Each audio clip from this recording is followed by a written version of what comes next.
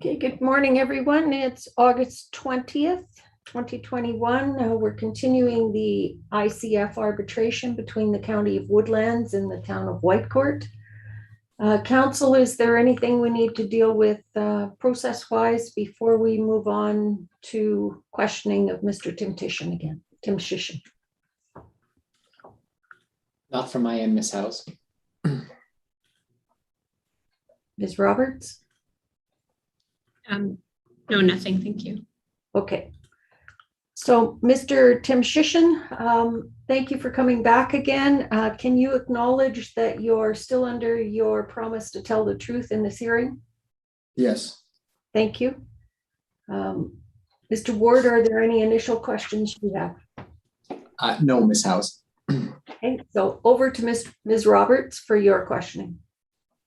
Thank you. Good morning, Mr. Tim Shishin. If I can have you look at what we've marked as Exhibit 21, which is your fire statement dated June 30.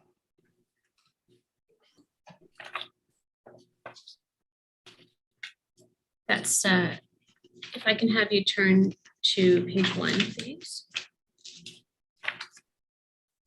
Sorry, yeah, page 1, where we are. Sir, I understand that your title is the Director of Community Safety. Is that correct? That's correct. And that from your examination yesterday, Mr. Ward put in your statement, and then there was some questions to you from my colleague, Ms. O'Kelly. That was with respect to policing. So I take it that community safety includes both policing and fire. That is correct. Okay, and any other areas, or are those the two? It also includes municipal enforcement, occupational health and safety, and emergency management. Okay.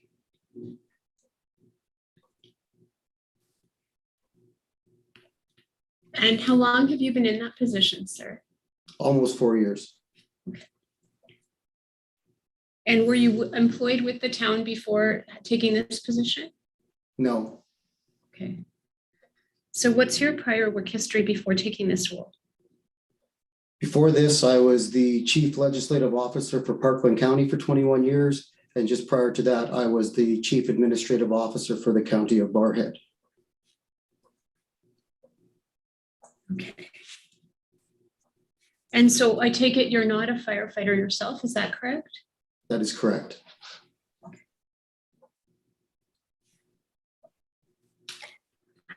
Okay, now if I have us turn to page 2 of your statement, so that's where your actual substantive portion of it begins. And I'm looking specifically at the first paragraph.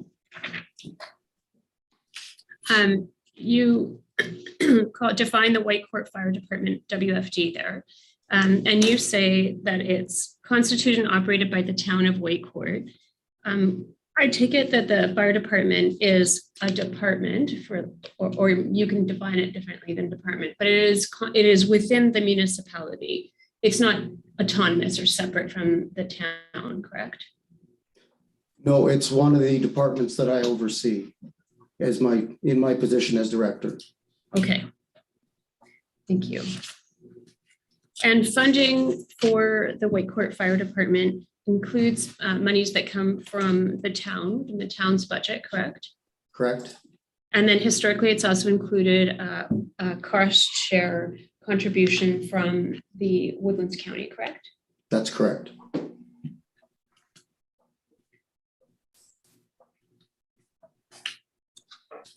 And I'm just going to ask you if we can turn to tab 6 of your statement, which is page 83. And we have there, I know you have this elsewhere as well, but it's less detailed. So I know you have another map of the fire district area, but I'd like to look at this one just because it's a little bit easier to see. So the service area for the Whitecourt Fire Department, or WFD as you've called it, is the area that's labeled Whitecourt Fire District, correct? That is correct. Okay. And then I see some references to a region 1, I think it's called in your statement, but I see the numbers on here and I can't quite figure out if it's one of those things like those pictures where you can only see it if your brain works a certain way, or if I'm just not seeing the number one. Is there a number one on here and I'm just not looking at it right? No, there is not. It's actually referred to as the Whitecourt Fire District. The light numbers you see there, that actually represents the electoral districts of Woodlands County. Okay, and so what you refer to as Region 1 is where it says Whitecourt Fire District then, correct? That is correct. Okay, thank you. And then on this map, just sticking with this map for a moment, you understand that the county has 4 fire departments, and they are as listed here: Fort Assiniboine, Goose Lake, Blue Ridge, and Anselmo, correct? Yes. And I think that, were you in attendance when Mr. Ward was examining Gordon Frank and Scott Webb during these proceedings? Sporadically. I didn't see a lot of it. Okay, just in and out. Is that what you're saying? Yes. Okay, so you would agree with me that the Whitecourt Fire District is obviously more than just the portion that is within the town. So it's not just the town, but also a portion of the county, Woodlands County, correct? Yes. And I take it you're aware that Woodlands County Council has set its own fire service standards? I wasn't aware of that. Have you read the statement submitted by Scott Webb in these arbitration proceedings? I did have a chance to review it a little while ago. Okay, in preparation for today's evidence? Correct. And did you review the statement on fire services from Gordon Frank dated June 30, 2021? Yes.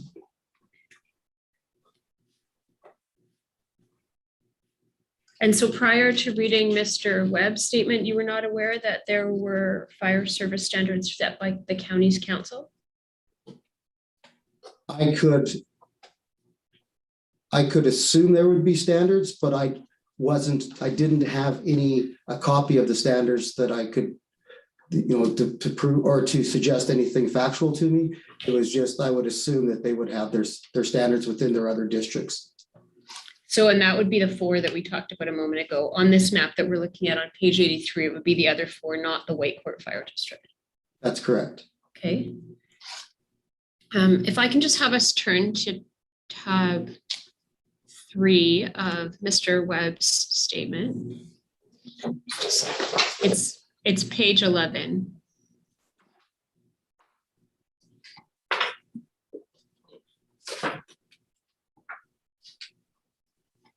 And so on the screen there at page 11 of Scott Webb's statement is level of service emergency fire responses. There's Woodlands County policy. You see that?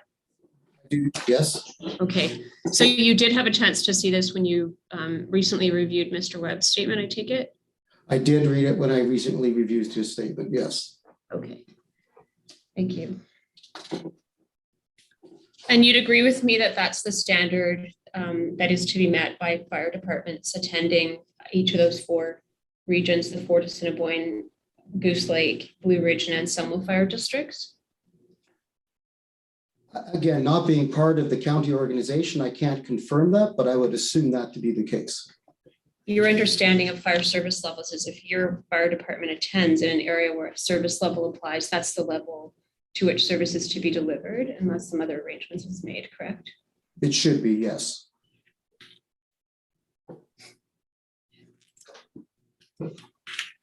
And I take it, are you in a position, having just reviewed these materials, to agree that the standards aren't the same set by the county council as the ones set by the town council? I would agree. Okay.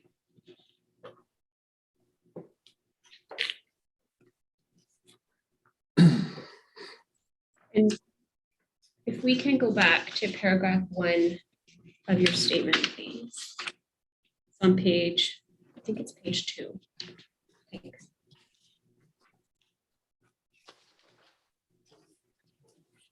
You say, over the years, the county has contributed to Whitecourt Fire Department's capital and operational costs. You see that?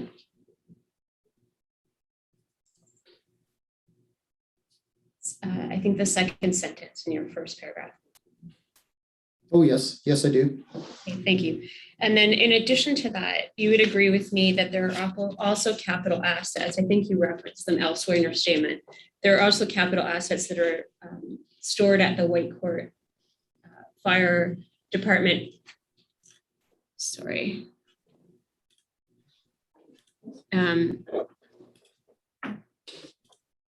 Just, I'm going to try to make sure that I have no other notifications making noise there. Sorry.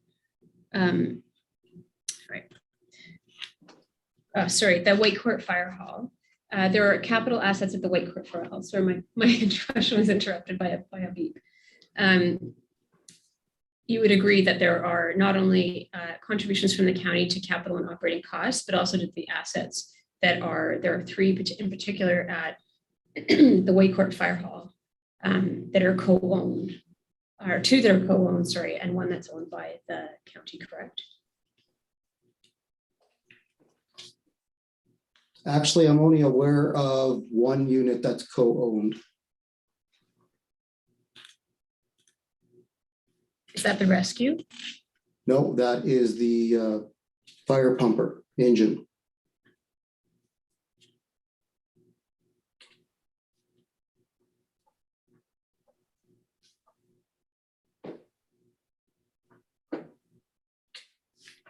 Just a moment, please.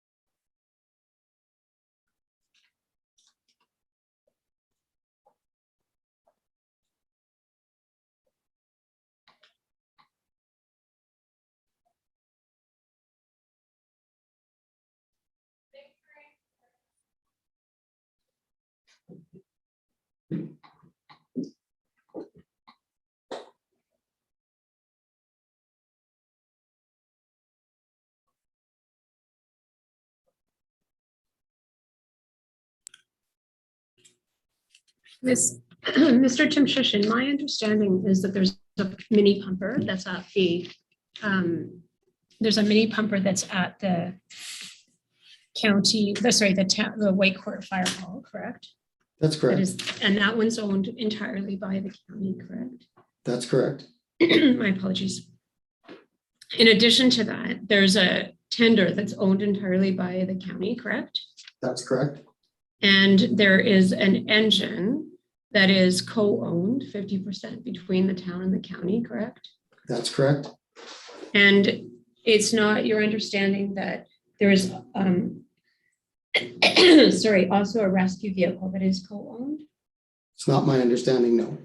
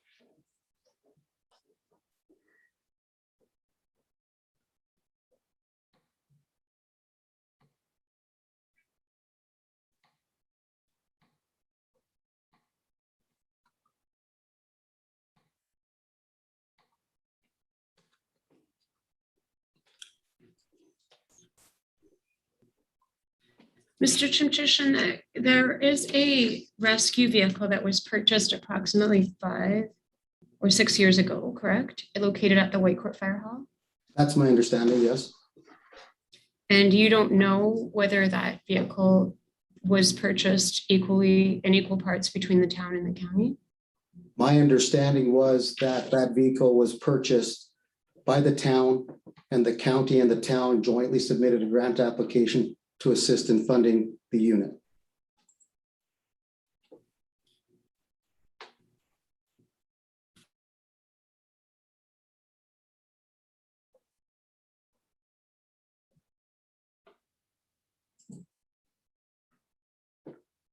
Sorry, I accidentally muted myself. I apologize. I was asking you, sir, whether you were aware that the the revenue on that use of that vehicle is divided 75-25, with 75 going to the town and 25 going to the county. I'm sorry, I don't understand your question.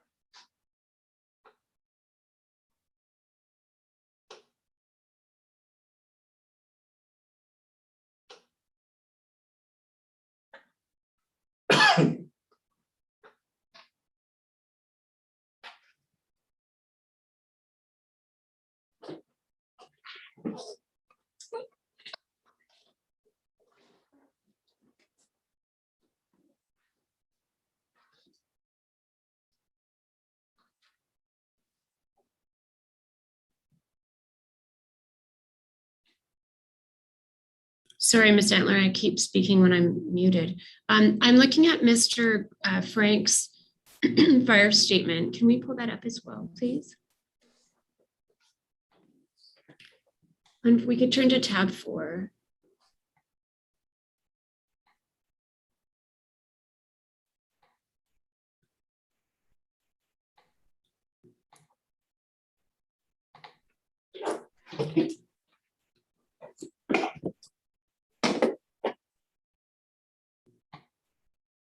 I'm gonna see if I can make this bigger.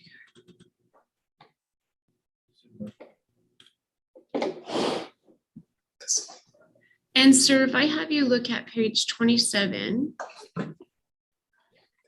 Yeah, sure. and if we can make that larger, please, Ms. Antler. You would agree that there is a revenue sharing component of the former cost sharing agreement, correct, Mr. Chinchushin? Yes, Okay. And do you recall that the number is just less than 25%? So it's 24.8, I believe. yes, And that portion goes to the county. that's correct. The balance of any revenue goes to the town. Yes. Well, actually, it goes to offset the expenditures, it's not revenue to the town.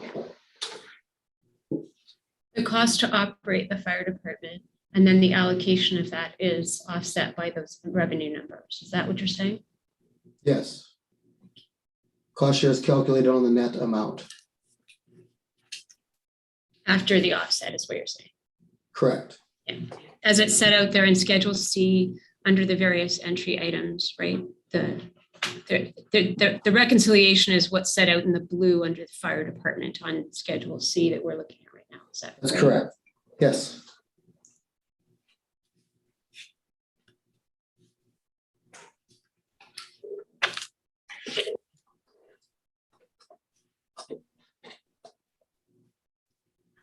Does the town receive any other revenue other than what's listed there on Schedule C with respect to fire? The only other revenue that I'm aware of that we may receive is we may receive some rental revenue for our fire training grounds when other fire departments use it. Okay, so rental training for fire, for rental for fire training. And then, all right, thank you. And then when you say in paragraph 1, the part that's in the brackets, oh, sorry, paragraph 1 of your statement, we can go back there. Paragraph 1 of your statement with the portion that's in brackets near the end, you say Whitecourt Fire Department often responds to emergencies outside of its service area elsewhere in the county, where the county's other fire departments lack the capability and resources to address a particular emergency. See that there? Yes, That's done pursuant to a mutual aid arrangement, correct? somewhat, because there are two components. When we are requested by one of the county departments, we will respond out of our area. And there are times when we give a secondary response that's quite typical under a mutual aid agreement where we're supporting their fire department. And then there's other instances where they have concerns over availability or able to respond, adequacy to respond, that they ask us to take a primary role. In other words, we take over the scene and we operate it like we would any other scene that we attend within the Whitecourt Fire Service area. And so of those examples, of those instances that you just described, the last one, that would be a decision that was not made by dispatch, but that was made by one of the Whitecourt Fire Departments. Is that right? No, we only respond when we receive a request from a Woodland County fire chief requesting us to attend. Okay. And as I understand it, historically, until recently, you're aware that it's Parkland that dispatches for Woodlands County, the 4 Woodlands County fire districts. Can I call those Goose Lake, Fort Assiniboine, and someone Blue Ridge? If I call those the Woodlands, if I call those the county fire districts, you're going to know what I'm talking about. Yes. Thanks. Okay, so if Parklands is dispatching, were you aware that Parklands would dispatch and have as were you aware that the protocol was until recently that in Blue Ridge, it would Whitecourt Fire Department would also be automatically dispatched by Parkland? I was not aware of that protocol, no. I can advise you that neither was Mr. Webb, but it's been changed. Are you aware of the change? I'm assuming you're not, since you weren't aware of the original. Yeah, I wouldn't be aware of the change, no. Okay.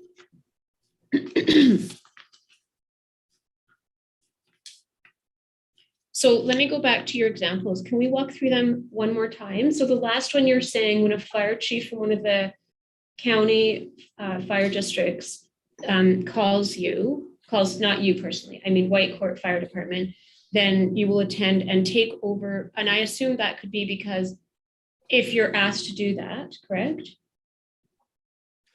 Yes, there's 2 reasons it would happen. Either we've been asked or we would only provide service if we're concerned about our own fire department's safety, because we believe there's not competency on site to deal with the fire emergency. And what is the Whitecourt Fire Department's protocol with respect to creating a record if the Whitecourt Fire Department believes what you just said? Basically, all those incidents would be recorded as a fire incident in the raw data that's attached to my statement or my declaration. And the raw data, can you point me to which, are you talking about one of the tabs in your statement? I'm sorry? I'm asking you where it is in your statement. I just want you to point out what you're talking about. Is it the hundreds of pages of those call out reports? Yes, it is. Yes. Okay. I'm sorry. It's the raw data that it's about 300 pages, I believe. Okay.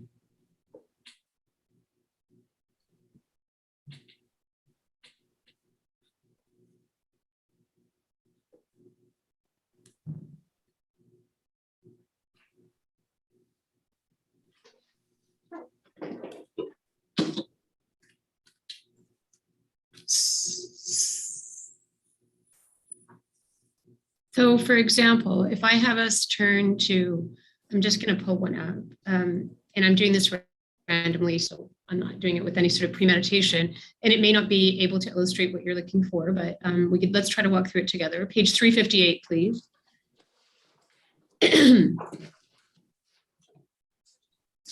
So What I was asking you was whether there's a record made of the assessment by the Whitecourt Fire Department that there's insufficient safety for their personnel, for the Whitecourt Fire Department's personnel, and they feel they must take over for that reason. That's what I wanted to know, whether it was documented. And I think your answer may or may not have been to that question, but that was my question. And you pointed me to these call-out reports. So first, let me just confirm whether you were answering the question I was asking, or my question wasn't clear. Maybe you were answering something else. Can I find that information in these call-out reports if you have a concern? No, you would not. Okay, so is it documented somewhere else?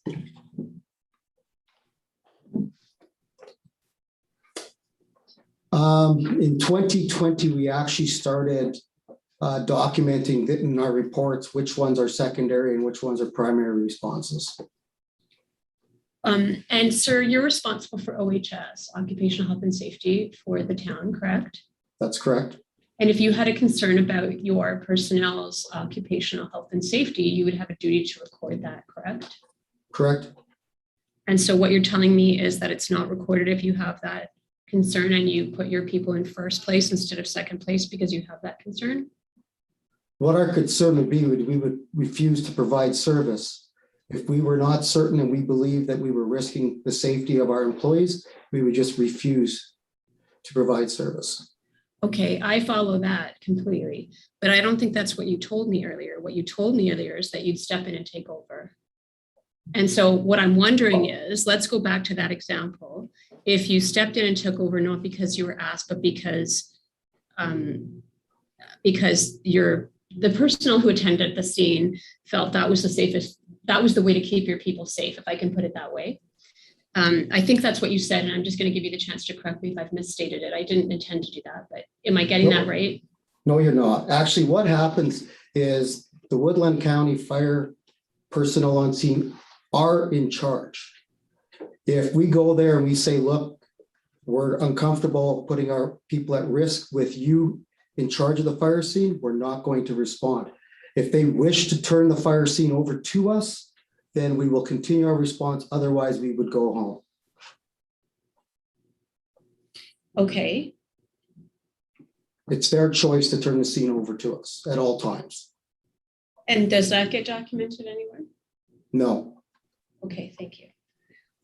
Okay, so then if I'm looking at 358, I'm not going to see any of what we just talked about, because what's happening here is really just a documentation of who's there and what the nature of the, so if I'm looking at 358, for example, 358 says, type of incident is a gas leak response to carbon monoxide detector alarm. You're with me there on the top of the page? Yeah. Okay, and so I'm going to see that. I'm going to see who was the officer in charge. That was Wayne Andrusiak, correct? Correct. And then I'm going to see, and Mr. Andrusiak, I take it as the deputy fire chief? Yes. And then attending with him is Pamela Wilkinson, correct? That's our dispatcher that remains in the fire hall. She remains in the fire hall. So it's just Yeah. one person heading out there. Correct. Oh, I see where it says dispatch under unit. Got it. Okay. And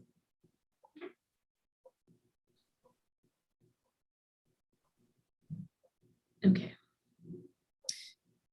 When it says on this table where I have the various headings on the columns, right before driving, between driving and total time, what does that phrase mean, comp officer? Do you see where I am? Just left the driving. Is this the one you're referring to? Yeah, I just want to know what the word comp is meaning there. It's not a complicated question. I just don't want to make an assumption about what it means. I actually don't know what that term means. I wondered if it was, okay, fair enough. You don't know. Okay, thank you. Are these records that, is this the format in which the records have been recorded throughout the period that's reported on here? So I see these start, I think roughly, and I'm going from memory, I think 2017 is the first ones that I see. Excuse me. And is this the format that they would have been in all the time, or was there any change in that documentation since 2017? This is the format this is the report that we get we can get from our raw data. This is the raw data that sits in our computer system, in our computer fire software. Okay, and that's been the same since 2017 through to, I think it's, you have, go ahead. It was 2017 and prior to that, we've had the same Fire Pro reporting system that has had this consistent information in it. Okay. Okay, so let's go back to my original question. We went down a different path than I anticipated, but I just wanted to make sure I understood what you were saying. So first, one of the things I was asking about was mutual aid. So, and you were clarifying that mutual aid is not the only instance in which you might attend outside of that Whitecourt Fire District. And so what I wanted to do is go back to your answer and make sure that I understood the instances that you were describing. So the first, I think, I don't remember the order you said them in, but one might be a mutual aid arrangement, correct? If you're called out to assist. And then I think you'd make that same assessment. Whoever, if Mr. Andrusiak was attending, he didn't think it was safe, he would either go home or ask the scene would be turned over to him and his crew, correct? If they had concern over firefighter safety, yes. Okay. And with respect to the other instances in which you say that the fire department, Whitecourt Fire Department, might respond outside of its own fire district, what are the other instances in which you were giving me several of them and I just didn't have a chance to catch them all? Can we go back to that? Well, one instance would be just typical mutual aid where we come on scene, they have adequate resources there, and we are just a secondary support to their primary fire response. Right. And the other scenario would be in the when it comes to vehicle rescues. We've been called out of our area numerous times to respond to vehicle accidents, vehicle incidents in the county's fire districts, some of the county's fire districts. And you'd use that rescue vehicle in part to do that, correct? Correct. Okay. And the mutual aid, one of the ways in which that might come up is through that Northwest Alberta Emergency Resource Agreement that you have at tab 14 of your statement. Is that correct? It's page 264. Yes, to other municipality, any municipality that's party to that agreement, we are willing to provide mutual aid if we're able to safely do so.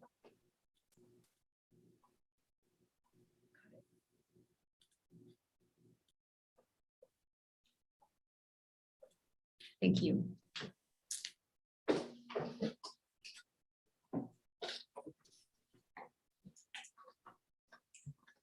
And you're aware that the county also has mutual aid agreements with municipalities other than the town, correct? I don't have absolute awareness. I would assume they do, yes. Okay.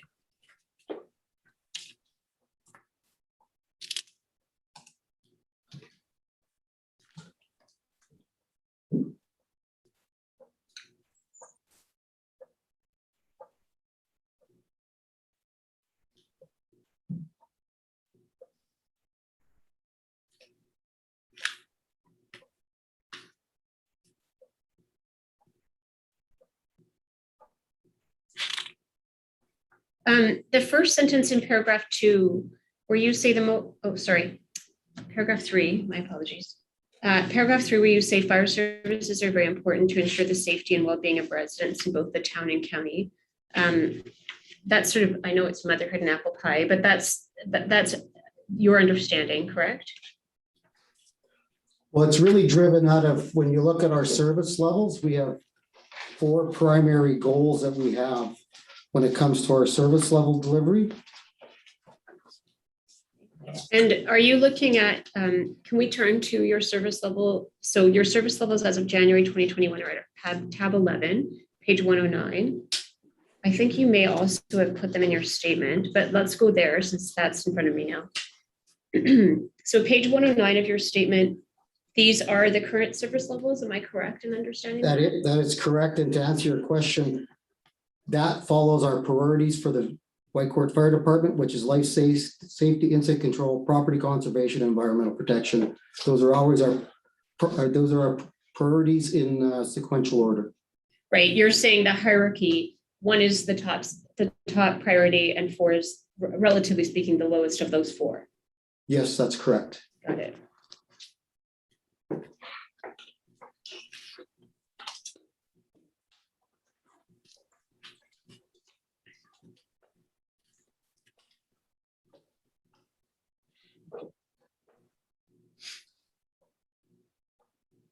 On the second page of this document at 110, under assistance to other agencies, just sticking with the theme of mutual aid for one moment.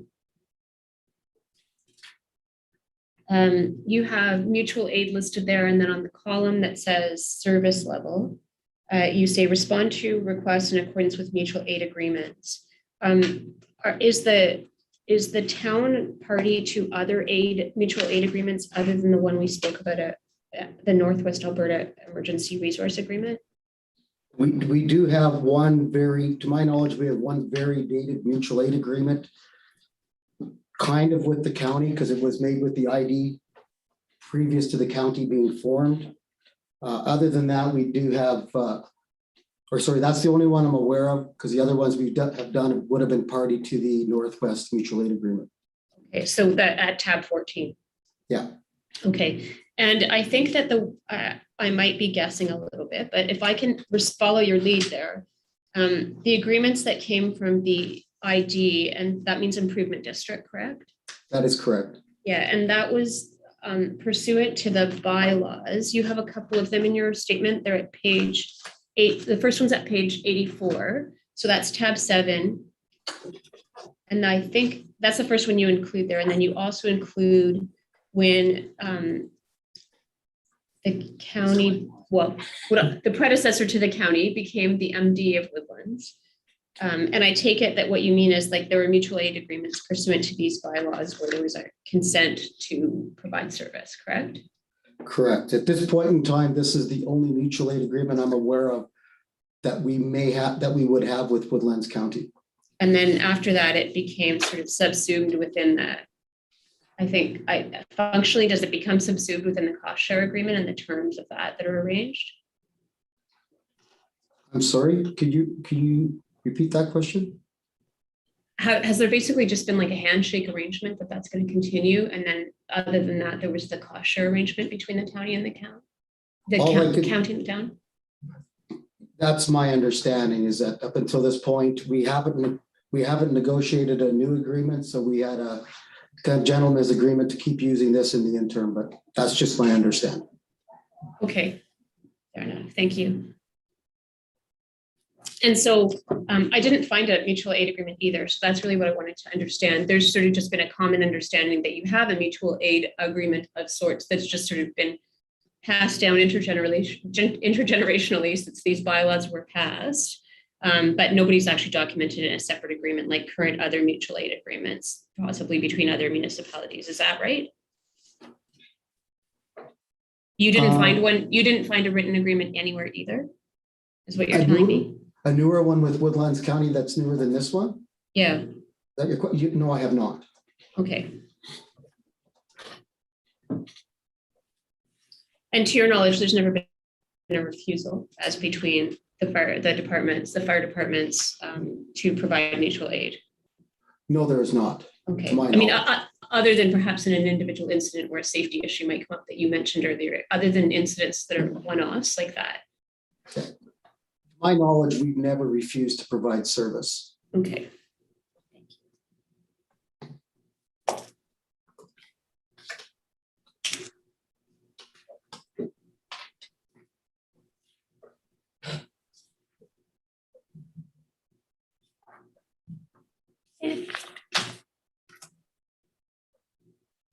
Well, would you agree with me that when a municipality, you would agree that the council for a municipality would be the party that decides what the service level is for that municipality, correct? Yes. And a number of factors might come into play there. So including things like, for example, cost, correct? Yeah, there would be a number of things I would imagine they're looking at to determine what their appropriate service level could or should be. Right. And so part of those considerations would be the things, I'm still got your page open at 109 where you have your 4 priorities in order of priority on your service levels. So preserving life and property would also play a role, but as would things like the municipality's financial resources, correct? That would be one of the considerations, yes. Okay. And similarly, the geographic area would factor in terms of service level, what would be required, correct? No, I don't agree with that one. Okay. If you have a particularly large area that is very densely populated versus a very large area, or a very small area that's densely populated versus a very large area that's low population density, you would agree would factor in, correct? Actually, what I believe is that, when it comes to your fire department safety and public safety, there's a certain service level that's a minimum standard. What I would see when you're talking about distance and sparsity, that would be a timed response. It would be the delay in time to get to scene to start delivering service.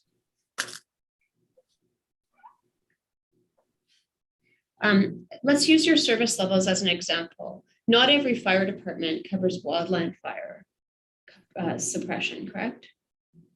But we don't actually either. Right. But you have this listed among what your service levels are, and you speak to that.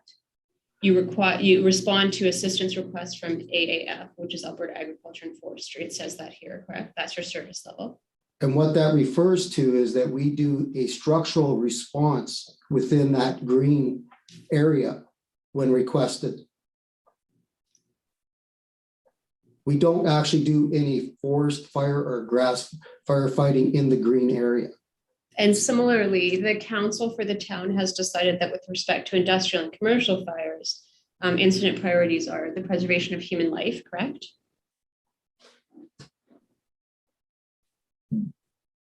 Yes, that would be correct.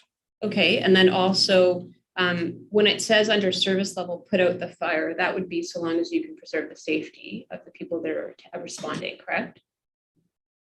Our first priority would be to preserve any human life that we Right. can.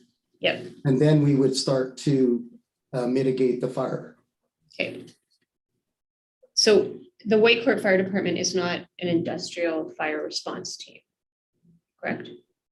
It depends to what service level is required. And those decisions about whether you do or do not do that type of service delivery is a decision that is fixed by council, correct? Well, no, it's actually what'll happen is we train our firefighters to a certain standard. And then based on the competency of firefighters that we have responding to any scene, that would determine exactly what we can provide at that instance. There will be some major industrial facilities where there's special firefighting needs that we would not be involved in. But other than that, we would attend industrial facilities to give the firefighting that we are competent to provide. And if, for example, your fire service level as set here excluded attending at industrial sites, you wouldn't even do what you just said, correct?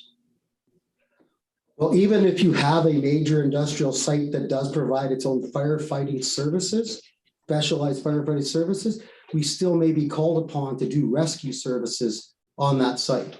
Not firefighting, the other Right. things that you do, yeah. So you might send your rescue truck and someone's trapped as a result. Got it, okay. You would agree with me that not all fire departments have the same service level? I would agree. Yeah, and the service level will take into account what the needs of that, in the case of a municipality, what the needs of that municipality are, correct? Yes.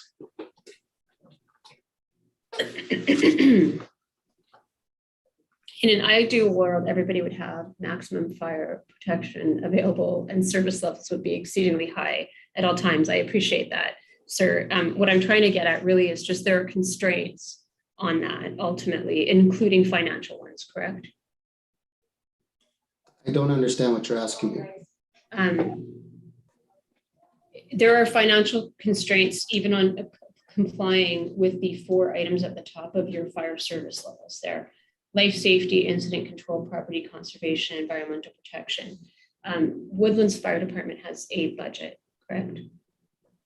I would assume they do, yes. I mean, sorry, I meant Whitecourt Fire Department. Sorry, I think I said Woodlands, and that's why you responded that way. Is that correct? Correct. Yeah, so I misspoke. I apologize. I meant Whitecourt Fire Department has a budget. That's correct. Okay, and that is a consideration in setting your service levels and responding, correct, to fires? To a certain extent, there could be emergent circumstances where we may have to exceed budget. Right. You would agree that the town and county's fire departments are distinct, correct?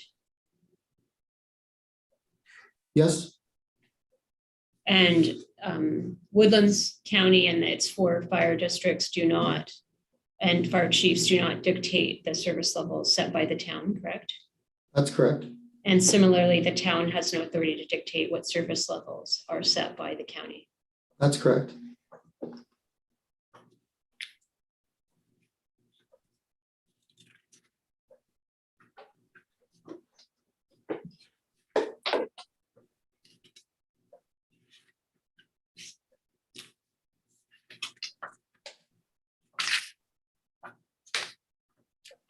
When you refer to the term partnership in paragraph 5 of your statement at the top of page 3,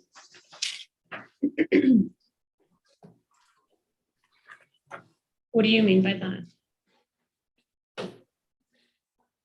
What I mean by partnership in that context is it's the partnership that Woodlands County and the town of Whitecourt have in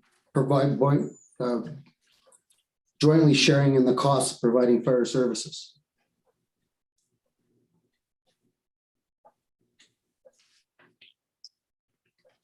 The county has no say in terms of how Whitecourt structures or assigns numbers of paid employees, et cetera, administers its fire department, correct? That's correct.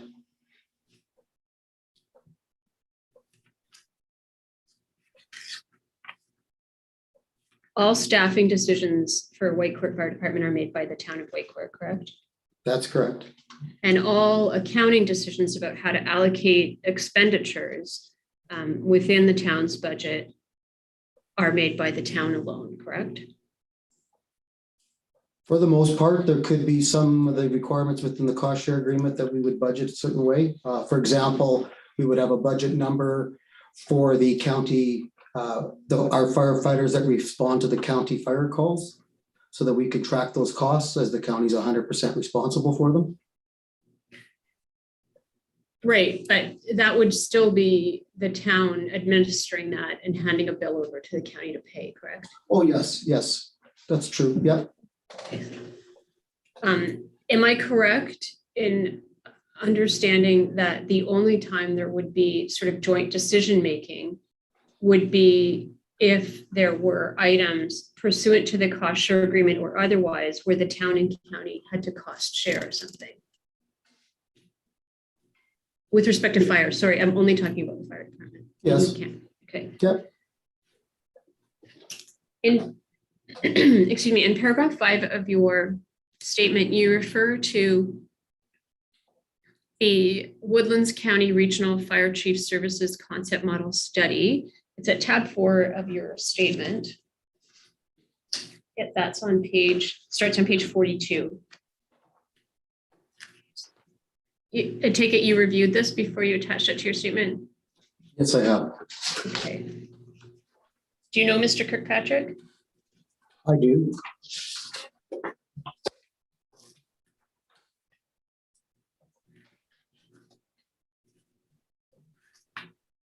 Did you, sir, I think you said you've been at the town almost 4 years, is that right? That's correct. Okay, so this preceded your time there, is that right? That's correct. Okay.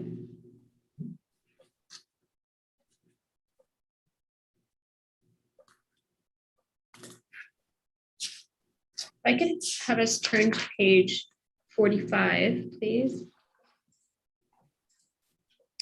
So this is the page where Mr. Kirkpatrick explains the methodology that he followed.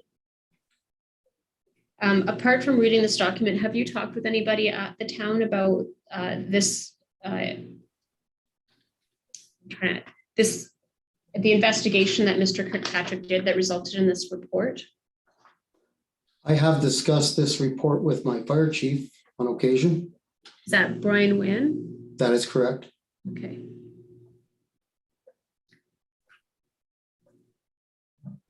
And I think, is it fair to say that your understanding of when Mr. Kirkpatrick refers in the first line to the 5 fire halls providing fire/emergency services within the boundaries of Woodlands County, that would be the Goose Lake, Anselmo, Blue Ridge, Fort Assiniboine, and the Whitecourt Fire Departments. Is that right?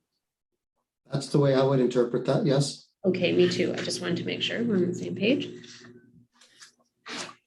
And then if I can have us turn to page 48, and I'm specifically looking at 2.3. At the time that this study was done, the date on the front page says May 30, 2016, when the report is prepared. And it says at 2.3 in the second sentence, the town has a full-time deputy chief who is responsible for training their members. Is that still the case today? We do have a deputy chief of training, but it's 75% fire training and 25% safety coordinator for the OH&S program. Okay. And then at that time, Mr. Kirkpatrick reports that about half of the Whitecourt membership has their level 1. And by Whitecourt membership, I take it that is all of the firefighters, paid or volunteer, correct? That's the way I would interpret that, yes. Okay. Is that how you would normally use that term? Do you use that term at the Whitecourt Fire Department? I'm sorry, which membership? The term, yes, sorry. Yes, we have used it, yeah. Okay, and does it normally, when the Whitecourt Fire Department uses it, does it mean both the volunteer firefighters and the paid staff? It would, yes. Okay, and so Mr. Kirkpatrick says in 2016 that about half of all of those individuals had their level 1. Do you know whether that's still the case? No, since 2016, we have, with exception of some new recruits that we may have brought on, the majority of our members now have their NFPA 101. And that's reported on in the 2021 assessment. I'm calling it an assessment, but because I can't find it and I can't remember what it's actually called, but Mr. West's report, correct? I can't remember what tab it's under. I'm sorry, Mr. Titian, I'll go back and find it. It's appendix 16. I think it's 5, the fire service operational review that I'm talking about. Okay. Sorry. I always think it's in the teens as well. And then I have to find it back at the beginning. Sorry. What page are you on? 73. Thank you. 73. 73 of your statement. And so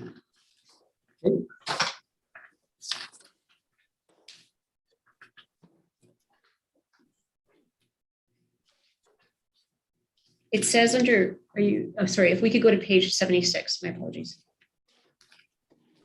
Can you see that on this? Do you have it in front of you? Mr. He has it in Titian? front of him as well. I have it right in front of me. Great. I just wanted you to be able to see it on that screen. It looked really small from where I was. So I'm on page 3 of the document, so page 76. Mr.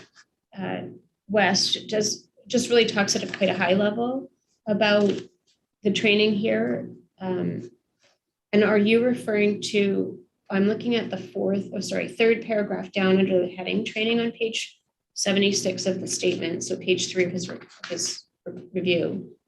And he talks there about weekly scheduled training nights and the in-house training totaling about 156 hours a year. Is that for volunteer members or is that for everyone? That would be volunteer members. Okay.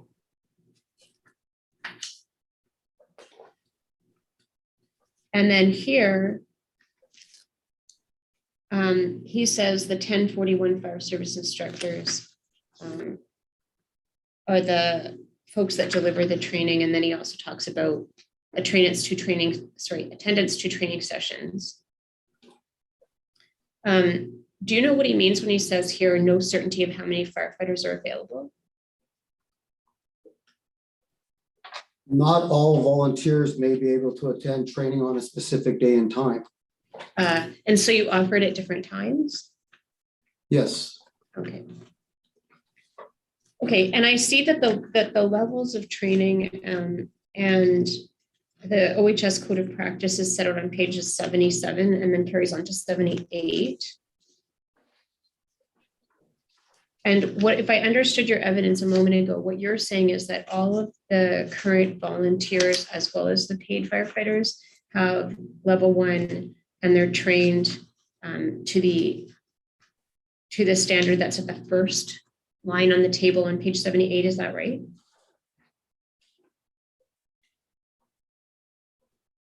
Am I understanding you? Am I interpreting your answer correctly, sir? in reference to NFPA 101, yes. Okay.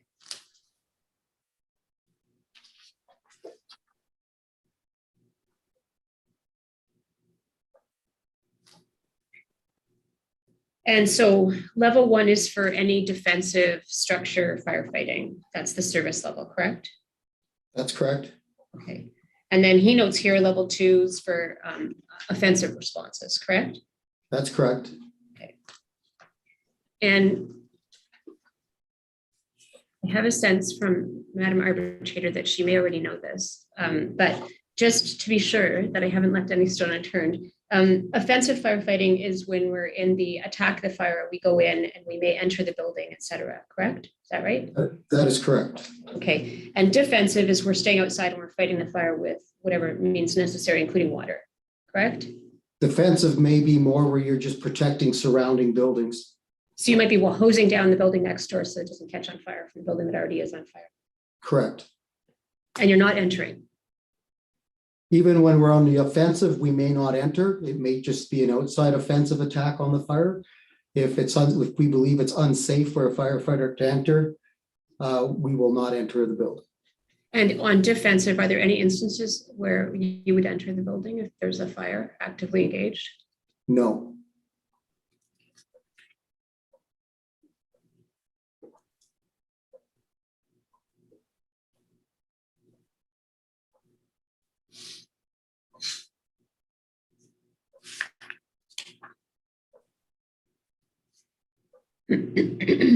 In addition to, at the time that Mr. Kirkpatrick wrote that paragraph 2.3 back on page 48 of your statement, he said then that the town had a full-time deputy chief. Was Mr. Wynn already the fire chief at that point? I can't confirm exactly when he started, but when I got here in 2017, he was fire chief at that time. Okay.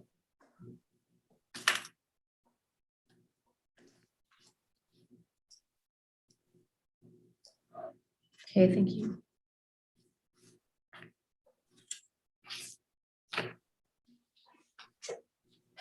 You say in paragraph 8 of your statement that the town has been providing fire protection services to the Woodlands County area since the early 80s. And then you attach those two appendices that I referenced before, the two bylaws, 7 and 8, your tab 7 and 8.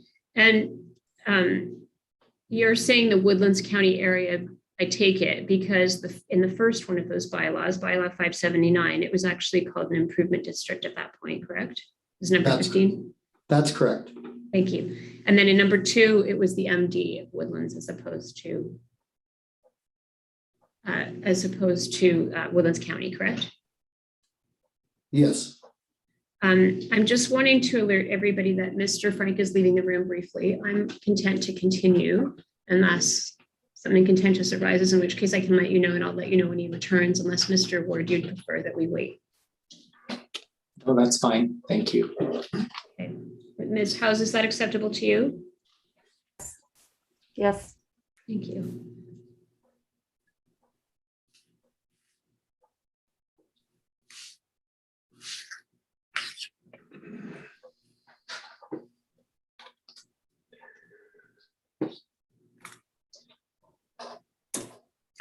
Under the instances, both with the improvement district and with the MD, just as it has been with Woodlands County, there were payments due and payable to Whitecourt Fire Department for the services that were provided, whether it was to the improvement district or to the MD or now to the county, correct? That's correct.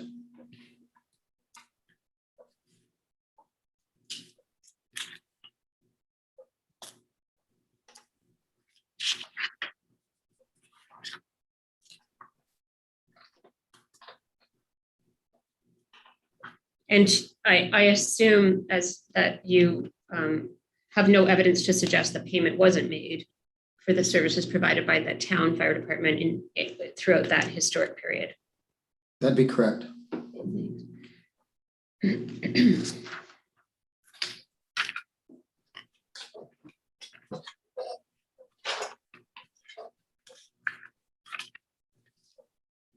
I can have you turn briefly to your tab 13. And your tab 13 is bylaw 1367 from the town. And this appears to be a mutual aid agreement between the town and Alberta at the time.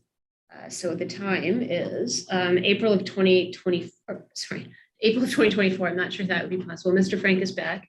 Sorry, what I meant to say was April of 2004. At that time, there was an agreement between the town and what was then known as Alberta Sustainable Resource Development Forest Protection Division to provide mutual aid, correct? Actually, there is still, and that's, I'm sorry, when you asked me about mutual aid agreements previously, I forgot about this one with agriculture and forestry. And it actually still is in effect today, and I've evidenced that as part of the 2019 agreement that's attached, that starts at page 216. What they've done is we used to approve these annually, and now they've gone to multi-year approvals on this particular mutual aid agreement. Okay, I appreciate you saying that. I think I was actually asking you about municipalities, but if I wasn't, I was intending to, so that's okay. I didn't think you omitted it deliberately. But what you're saying is that under tab 13, we have a bunch of different things. The first thing is that bylaw with a very long-windedly worded, basically Alberta forestry, correct? Yes. Okay, and then you're pointing me to page 216 in the agreement, which is the most recent mutual aid fire control plan. And that's with the Alberta government again. So there it's called agriculture and forestry. It's dated 2019, and you're calling that a multi-year agreement for mutual aid, correct? That is correct. Okay. And there are forestry offices located at the town. Am I correct about that? They are located in the provincial building here in town, yes. Okay. And in addition to using the Whitecourt Fire Department, am I correct in understanding they also use the airport for their firefighting, particularly their wildland firefighting? Yes, to my understanding, they have a tanker base located at the Whitecourt Airport.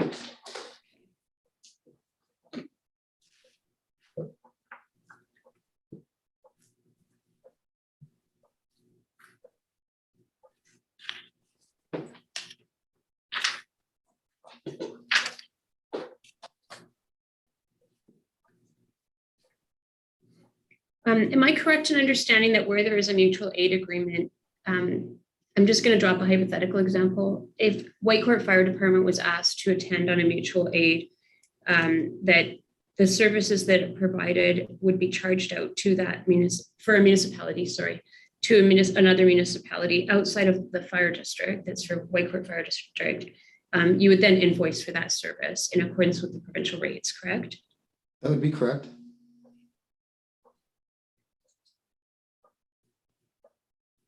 And then in addition to that, historically, up until the period that we're in now, where there are agreements that are on an interim basis, and prior to that, the cost share agreement had been terminated.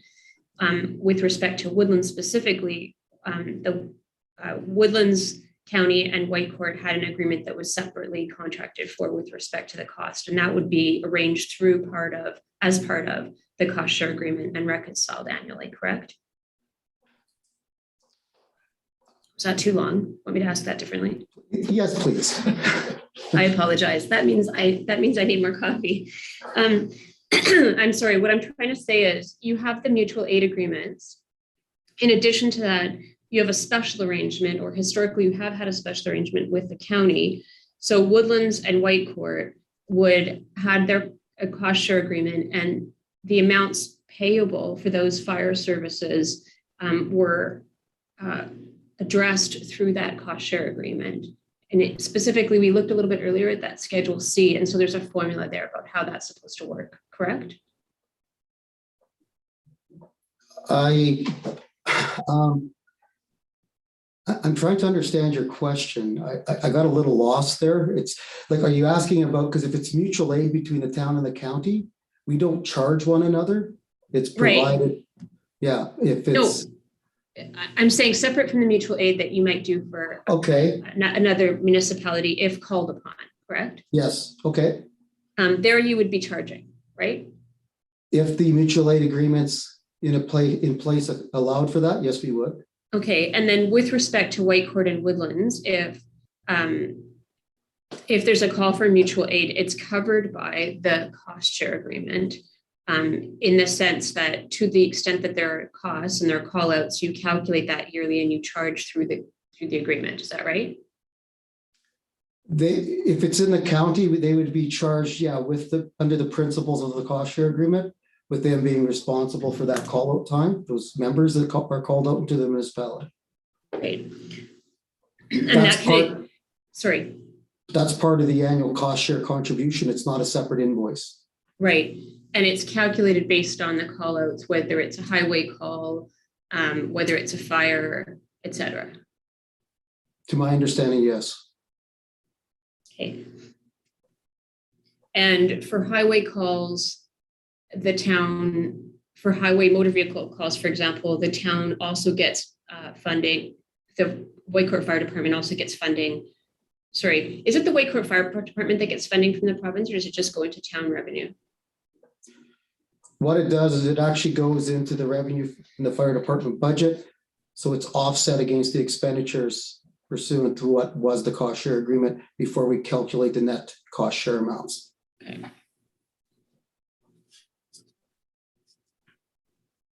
And are you part of working with accounting with Ms. Barney and the town administration to calculate any of those numbers, or is that not in your wheelhouse? No, I don't calculate the cost share amounts. That's Ms. Barney and her staff. Okay. Are you familiar at all with whether they're allocating overhead, administrative overhead for example, your salary or anyone else's salary that's within the Whitecourt Fire Department? To my knowledge, there is a portion of my salary that's allocated towards the Whitecourt Fire Department operations, yes. And that has been true over time under the cost share agreement? Yes.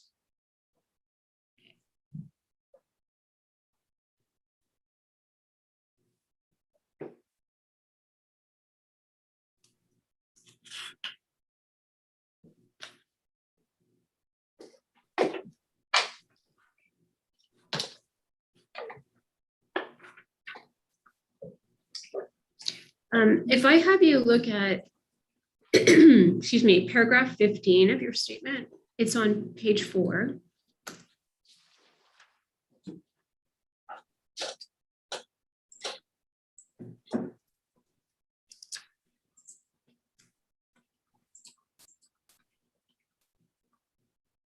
It says there, most Woodlands County Fire Service members are not trained to the National Fire Protection Association standard training requirements and expectations.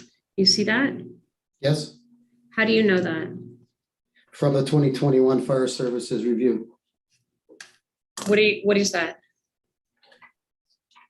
That would be the Mr. West's report.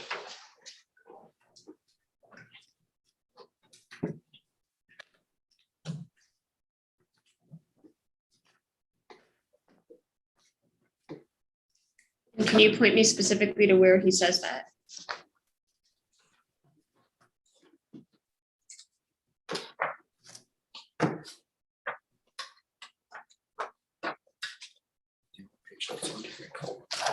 It's 73, isn't it? Sorry.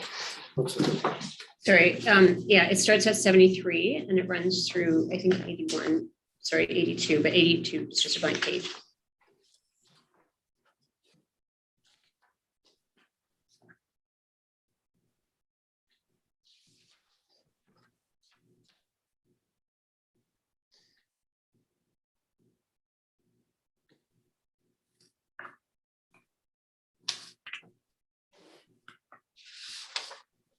Ms. House, Ms. Roberts, I don't know if you're thinking of taking a break in the morning. Mr. Tintishan may prove me wrong and find this quickly, but conversely, maybe this is a good time for a short break. I'm fine with that, Ms. House, if that's what you'd like. Let's take 10 minutes and then that'll give the witness a chance to try and find things as well. Thanks. Thank you. Thank Sure. you. Thank you.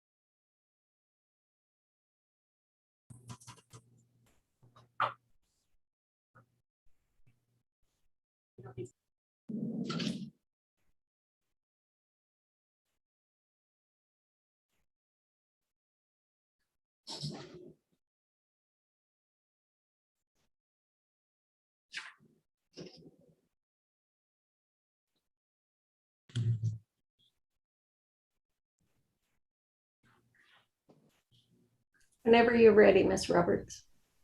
Okay, Mr. Timchishan, did you manage to find the answer to my question? My question, I believe, I'll paraphrase it because I actually don't remember verbatim what it was, but I essentially was asking where you found the statement that you make at the beginning of paragraph 15 in Mr. West's report, which is at tab 5. Okay. So actually, when I looked into the report, the report actually talks about the recommended training for both town and county. What I should have indicated, that was actually reference to our fire chief, Brian Wynn's operational review overview of county fire at page 275. And that's where it was through discussions and through his understanding of the training at different levels within the county fire service. So that should have actually referenced the document at 275 and not that report. Okay, so let me be clear. So Mr. Wynn's, what did you call it? You said his assessment, operational overview statement. That's at tab 15, correct? Correct. Okay, and you're saying that's how you came to the opinion that you have in the first sentence of paragraph 15? That's correct. And then you have referenced instead Mr. West's report or review, operational review, correct? That's what I had accidentally referenced there, yes. And that review only deals with a Whitecourt fire. Am I right? It doesn't. It's kind of, it deals with both because it's actually has some recommendations for both what the Whitecourt Fire Department needs to provide service both to the town and the county. But it doesn't give any kind of audit of what training is available at the county, correct? I could not find one within the report, no. Okay, so let's turn to tab 15.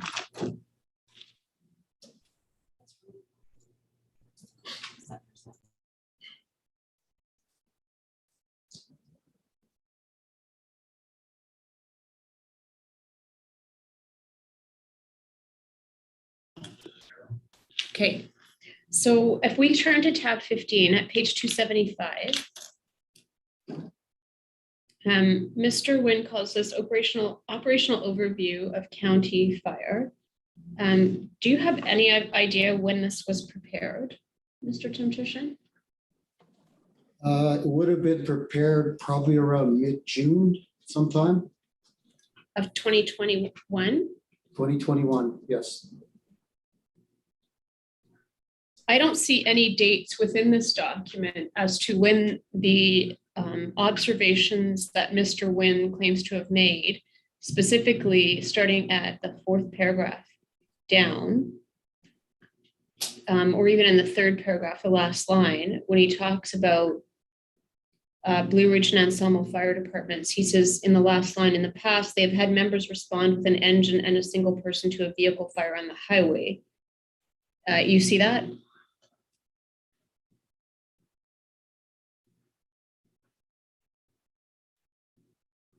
Yes, I do. Yes.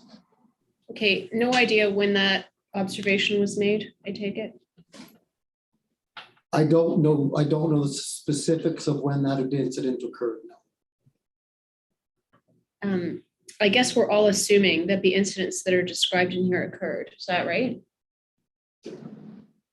I would assume they've occurred and they should be within the raw data that we've attached as evidence.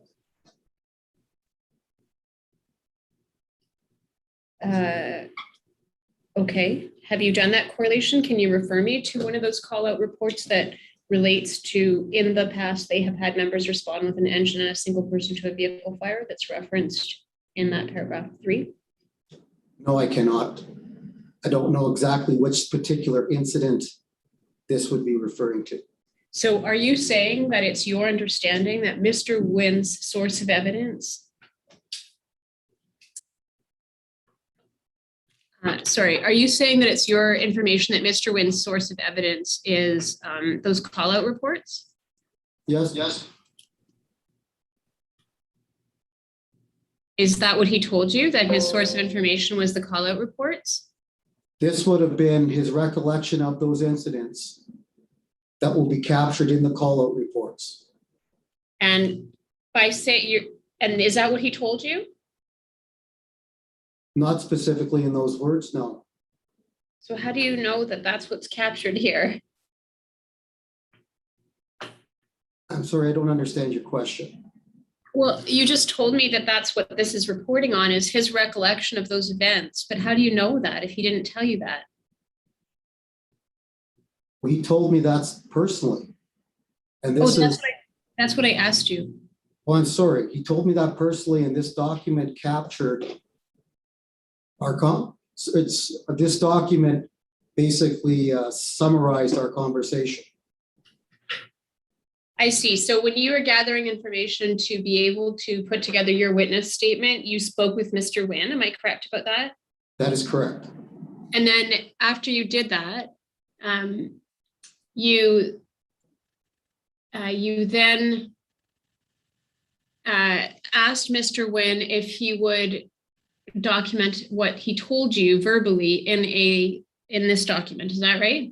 That is correct. And when he spoke to you and told you these stories that are in the statement, did he give you the dates or the time frame when they occurred at that time? We didn't discuss that level of specifics.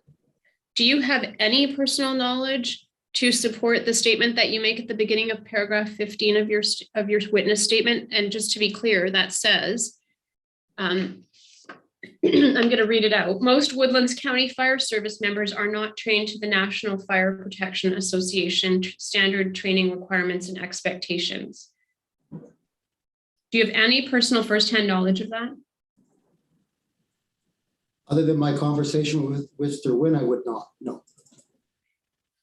Okay. And the personal conversation is, to the best of your knowledge, reflected in the document that we find at page 275 of your statement. Is that right? That's correct. So it's Mr. Wynn's memory. Correct? I couldn't answer how I believe it would be his memory that he's getting this from, because when we sat down to have a conversation, this is what he indicated to me. So I assume it was from his memory, yes. Okay. And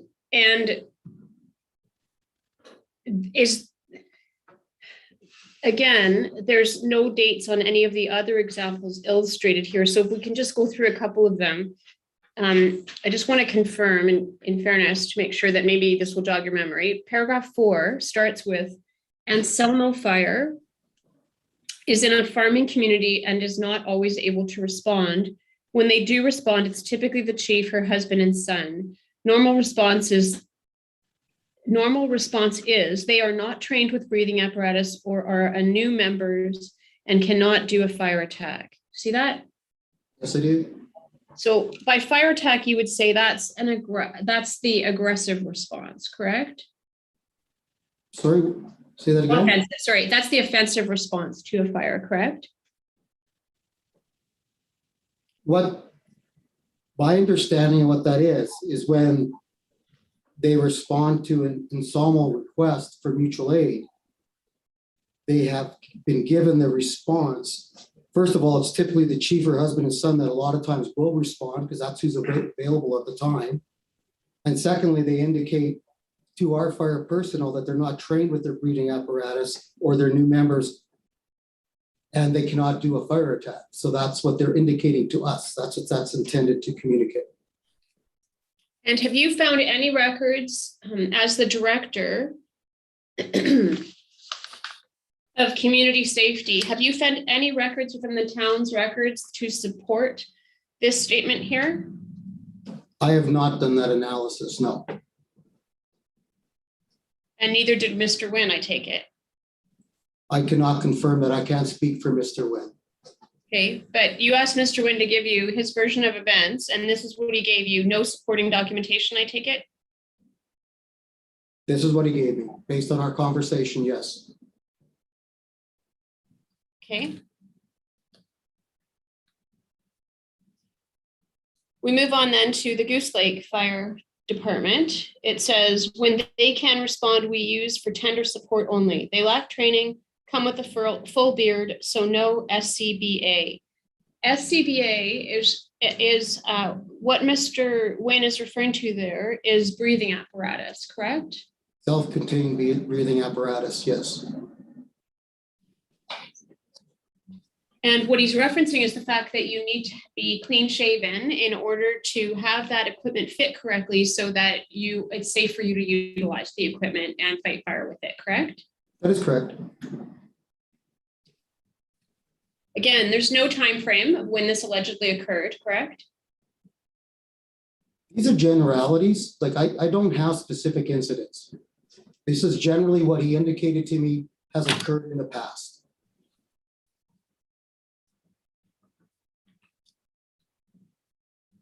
Is Mr. Nguyen there with you? Excuse me? Is Mr. Nguyen in the room with you? No, he is not. Okay.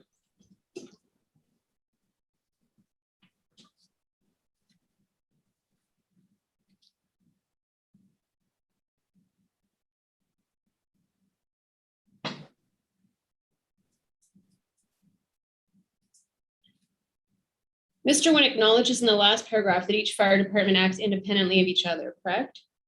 That's correct. Do you have any understanding of what he means by that? Does he mean the 4 fire departments that are within Woodlands County, or does he mean Whitecourt versus one of those fire departments? What he means is that each fire department, it's their fire chief that acts on behalf of that fire department. And that's true of every one of those 5 fire departments that are located within the whole of Woodlands County, correct? That's correct. Okay, so you make a statement about the training in paragraph 15 that Woodlands County Fire Service members have. Do you have, and you rely on Mr. Nguyen's statement at page 275 for that purpose, am I right? That's correct. Did Mr. Nguyen know this statement was going to go in for this purpose? Yes, he did. And he was comfortable with putting this statement in, speaking about his colleagues and other fire departments in this way?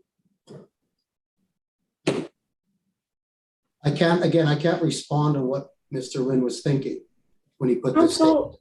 I'm going to interject here. I'd like to have a private conversation with Mr. Ward and Ms. Roberts at this point in time in terms of procedural matters. Thank you. So can you set us up into a breakout room, please? Thank you.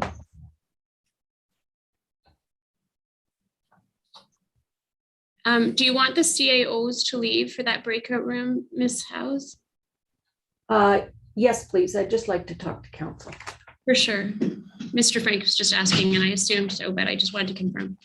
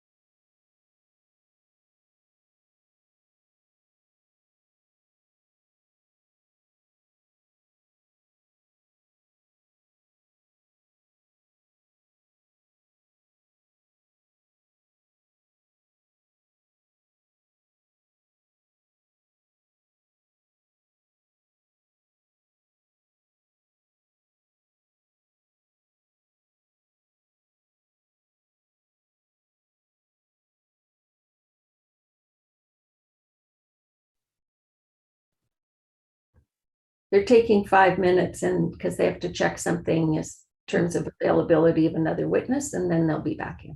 Okay, thank you.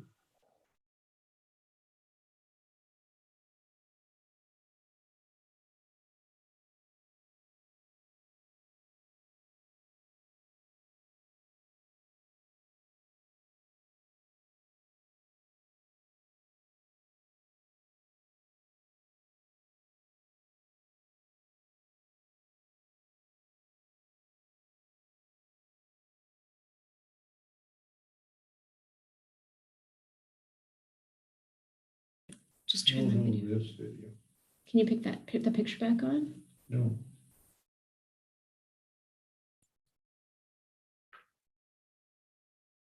So can you mute your video? I'm just gonna, oh, sorry. Can you hear me? Yes, I can.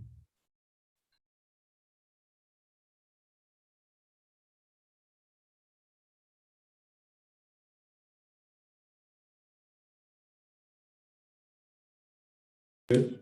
Our host, or okay, now I've got it. Is that working? Does it just keep alternating? Sorry, we're having like a weird technical thing happening on our end, and I don't know what's going on with it, but I think you can hear me now. Is that right, Ms. House? We can hear you. We I just can need hear the you. video. We need the video turned on the other computer when you're ready.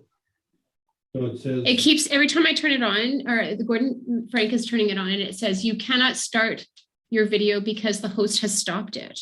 That's what I was trying to say. We're having an issue with that video. Oh, there. There you go. Perfect. Thanks, Amanda. That was a bit. It's fun.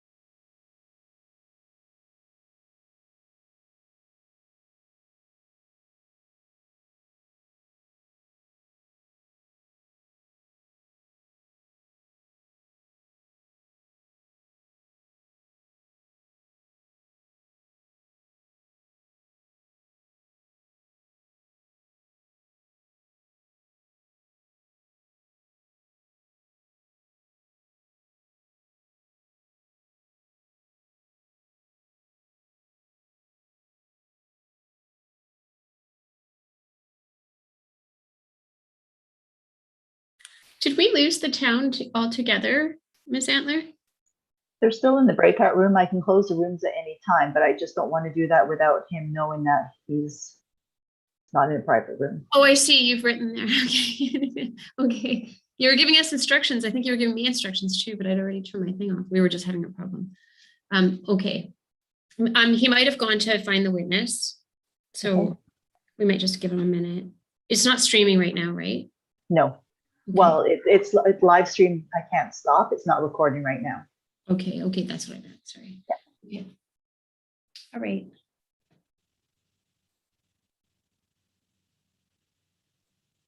Miss House, I just want to go get a glass of water, and so I'm going to come right back, but I just don't know how long it'll be before Mr. Ward's back. So is it okay if I just leave the room for a moment to go do that? Yeah, go ahead. Okay, thank you.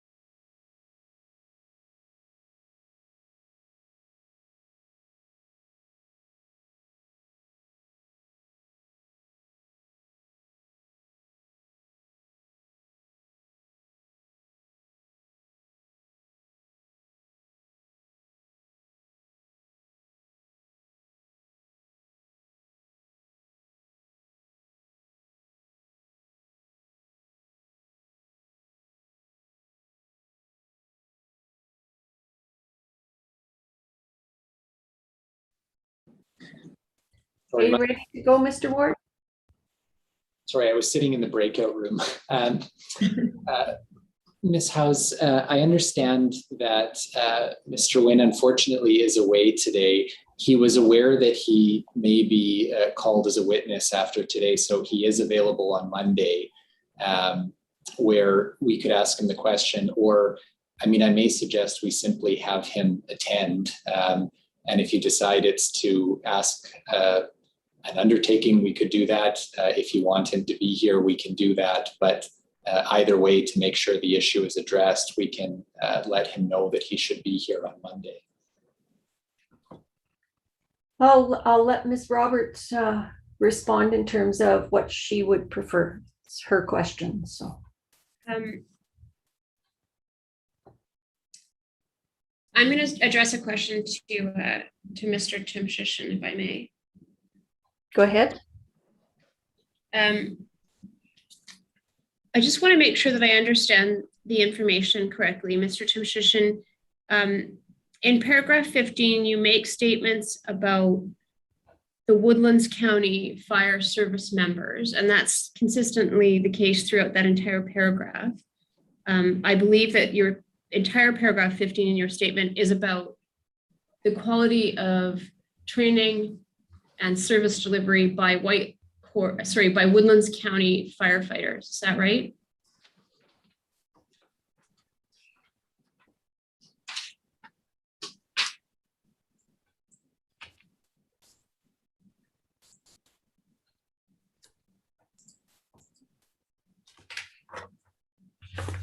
Yes. And that's the same with paragraph 16. And there you just reference the fact that your source for that opinion, you'd agree with me that paragraph 15 is an opinion, correct? I'm sorry, can you repeat that? Paragraph 15, Yes. all of those statements are opinions, correct? They are my opinion based on, my discussions with my fire chief. They're essentially Mr. Wynn's opinion, which you've adopted, am I correct? That would be fair. Okay, and then paragraph 16 really is just you referring to that fact, the fact that the source for your opinion is information provided to you by Mr. Wynn. And what we have is tab 15, page 275, which is the documented version of what Mr. Wynn told you. Correct.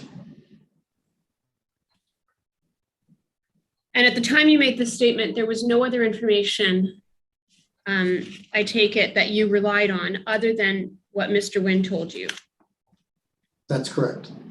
And you cannot advise any of us today when any of the incidents that are reported on in Mr. Wynn's statement at page 275, you don't know when they occurred, correct?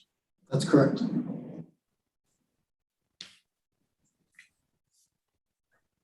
And when you said earlier that you believed that they did in fact occur, that's because you have a relationship with Mr. Wynn and you trust him, is that right? That is correct.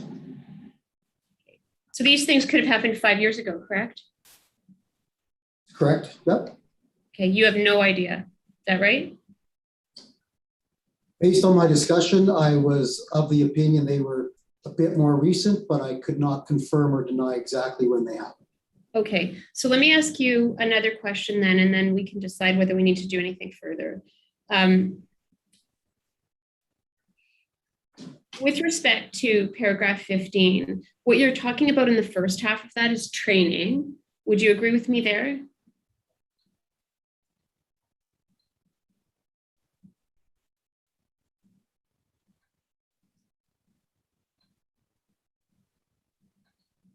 Yes.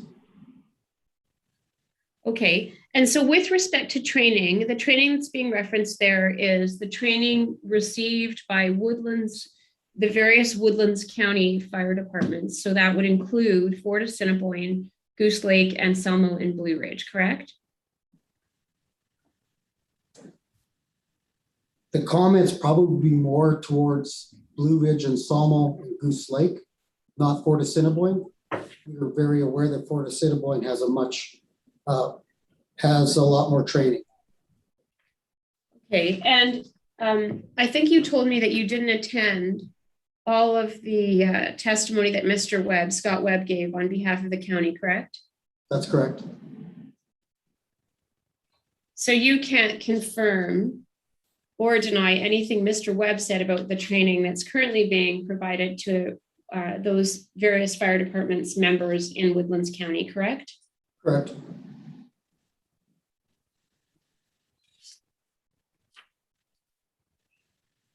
You don't have any personal knowledge of the training standards or the delivery to Woodlands County firefighters, I take it. Not what they do. No, I have no knowledge.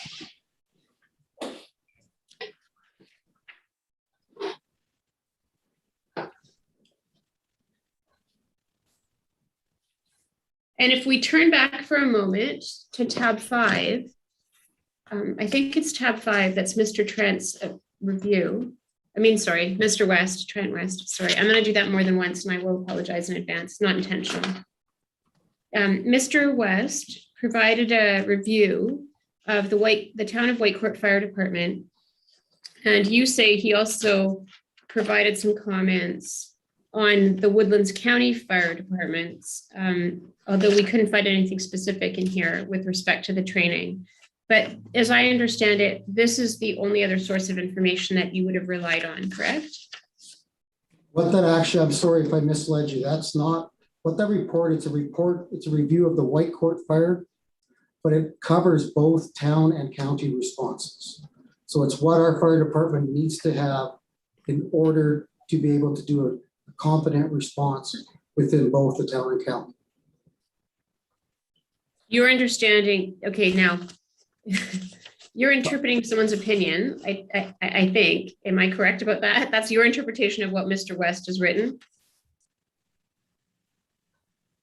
Well, are you asking me what the report was written for? I thought you asked if it was written for the town and county fire departments. It's not. It's written for the Whitecourt Fire Department.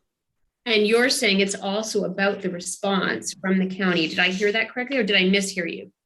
It's about our department's response into the county. Okay. It doesn't talk about training of firefighters in the county, correct? What it talks about is it provides what the firefighters should have to respond in town and what they should have to respond in the county. That's what that report gave recommendations on. Okay, so the best information you have about training for Woodlands County firefighters is what you say in paragraphs 15 and 16, all of which comes from Mr. Nguyen. Is that fair? That's fair. Okay. I don't need to see Mr. Nguyen. Thank you.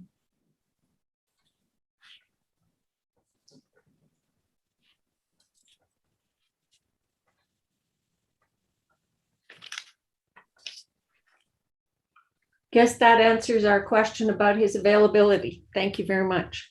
Thank you, Ms. House. Okay, let's carry on then. I suggest we go until about 11:30 and then try and work lunch in around about that time. Okay, that sounds great. I'll do my best to pay attention, but if I miss the time, Mr. Ward, I'll rely on you to point out the time to me if I may, or Ms. House.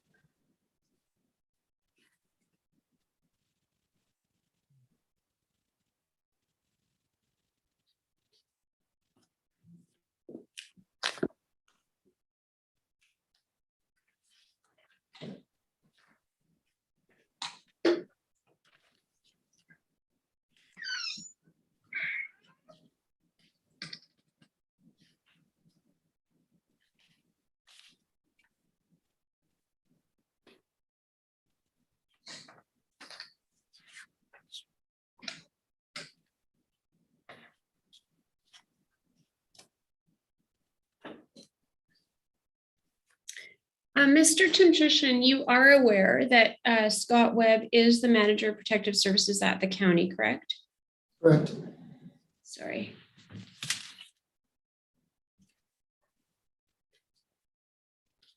And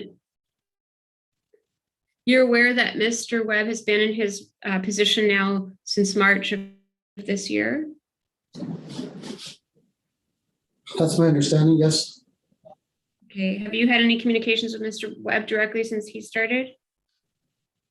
The only, very briefly, after one protective services committee meeting, him and I had a short conversation.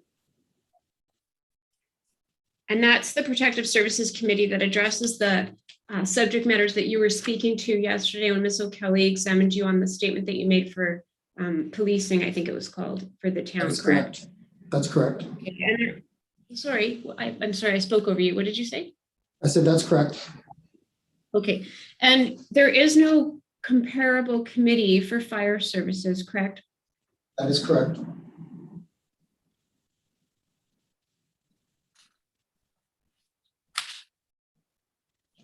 Okay.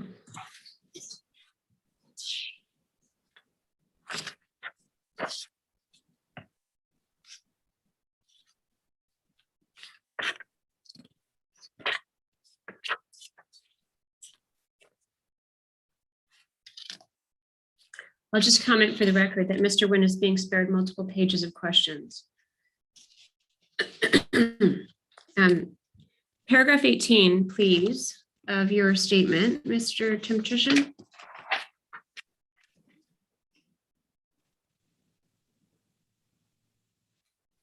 Can we bring that up on the screen?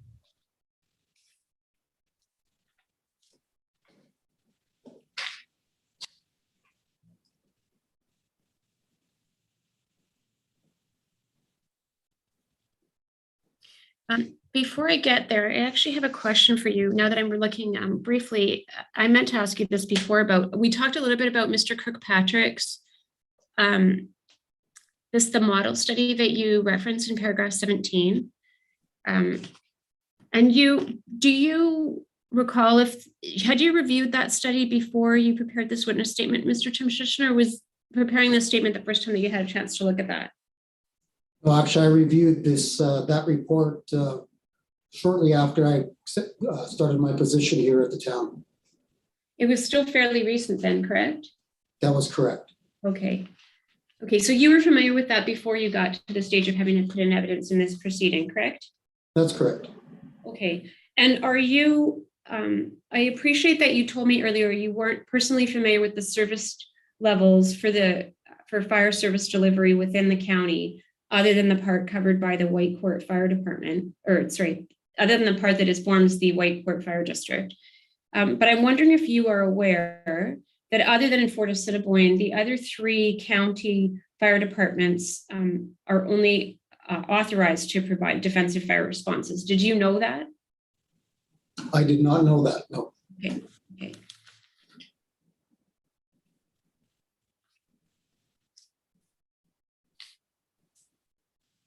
You would agree with me that in any fire department, the service levels would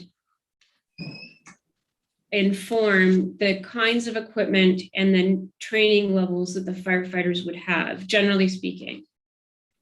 Generally speaking, yes.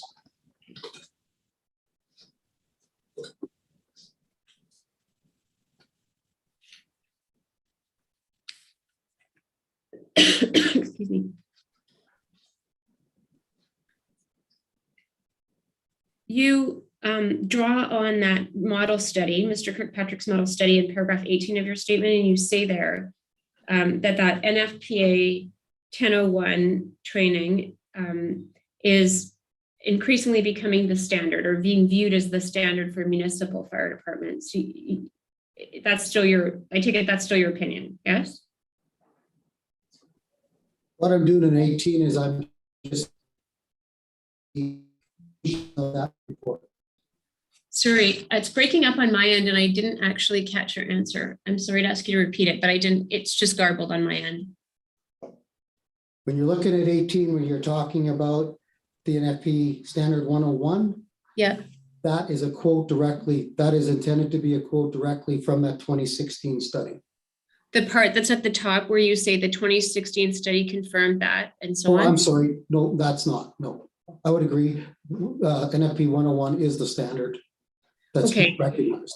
Okay, and so we can agree then, sorry, what I was trying to ask you is the study says that, or the study, Mr. Kirkpatrick's study says that, but that's also, it seems like your opinion in that first part of paragraph 18, you agree, correct? I agree, yeah.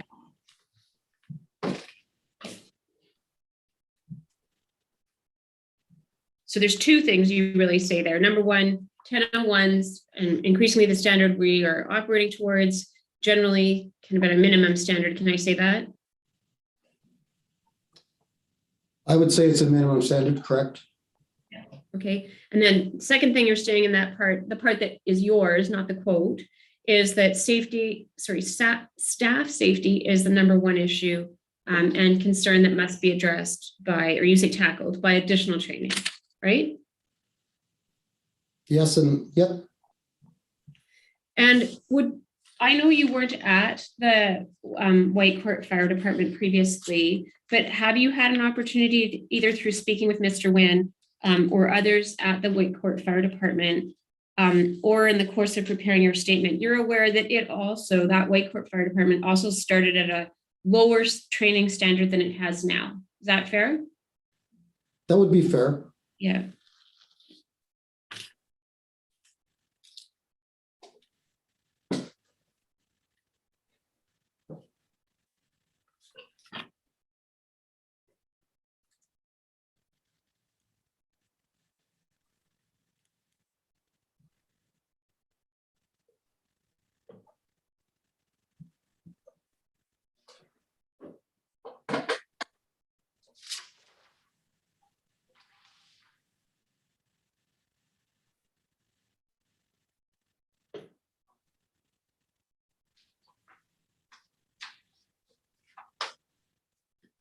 Okay.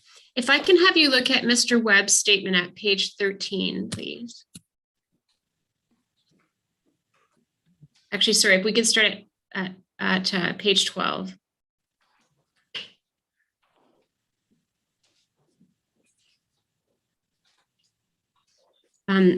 This is part of tab 3, the county fire emergency response levels. Sorry, are you with me there?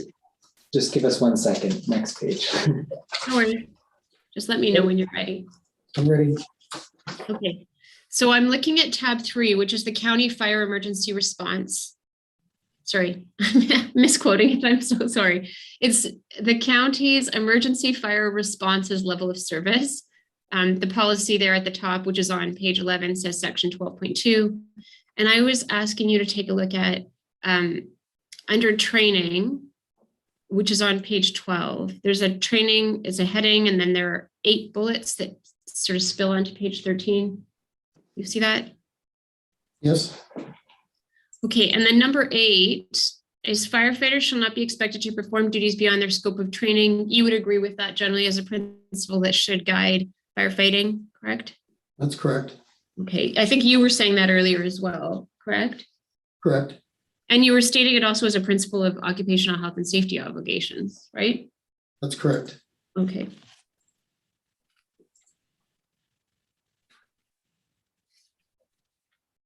So would you agree with me that if a municipality's service level is such that the training requires a less, for example, relative to the Whitecourt Fire Department, a lower level of training, you would agree then that there may be instances where number 8 here on page 13 would be invoked if firefighter couldn't perform duties outside the scope of their training, so they would have to decline, correct? That's correct. And I think you said earlier in some of the examples you gave that under mutual aid, that might be an instance where that if all of the firefighters at an incident were of that level of training, that they could not provide a service that was outside their scope.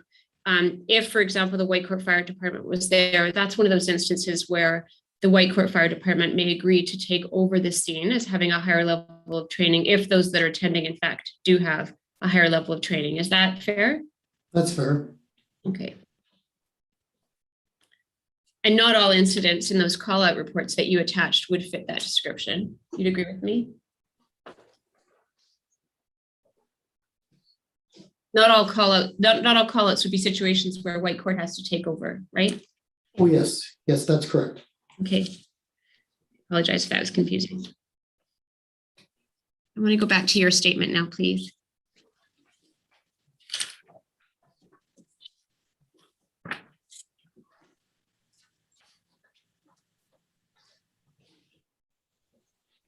If we can go back to your paragraph 18, you pull out 3 paragraphs from Mr. Kirkpatrick's study, 1.7, 2.3, 2.4. I just want to ask you if you're aware personally, and I know you were only here for part of Mr. Webb's evidence, but are you aware that the county has taken steps to implement some of the steps that have been recommended in Mr. Kirkpatrick's report? I was not aware of that. No.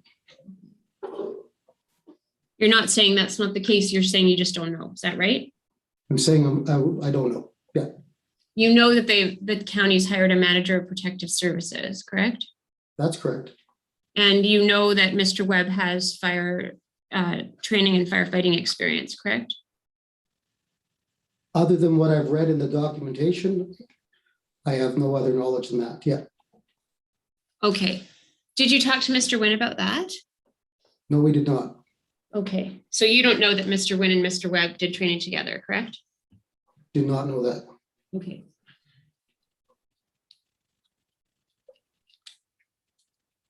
All right. Do you know whether Mr. West made any efforts to reach out to the county and specifically to Mr. Webb in doing his report that's at tab 5, or sorry, his review that's at tab 5 of your statement? Not to my knowledge. Okay.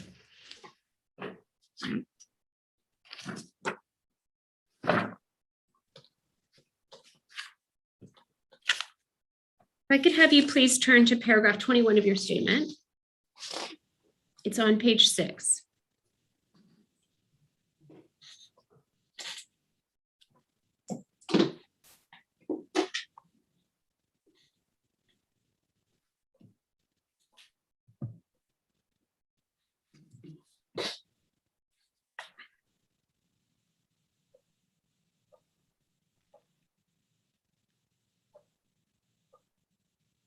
Do you know what Mr. West is talking about? And when you quote him there at paragraph 21, you say agreements that were provided are out of date or lack details and expectations required to foster and maintain a strong and successful relationship between parties. I know one of the things he would have been referring to was the mutual aid agreement, which was quite dated when he reviewed it. Okay. Are you guessing or do you know that? I know that. Okay. You've talked to him about that, I take it, Mr. Timtishin? Yes, I have, yes.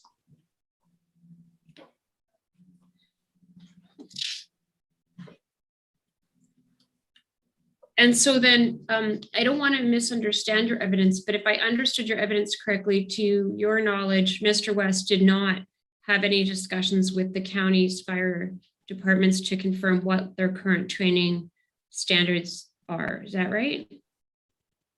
That's correct.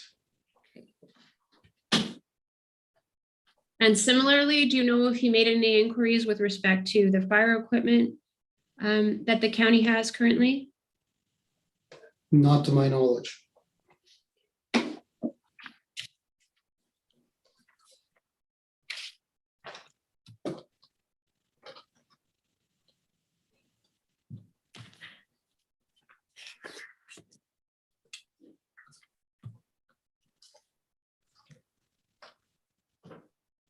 So if I understand your statement at paragraph 22, I think you're saying that Mr. West is of the view that this training for county firefighters should be identical to the training for the town. Is that correct? What that table is referencing is that a fire response in town and a fire response in the county from a Whitecourt fire perspective requires that training.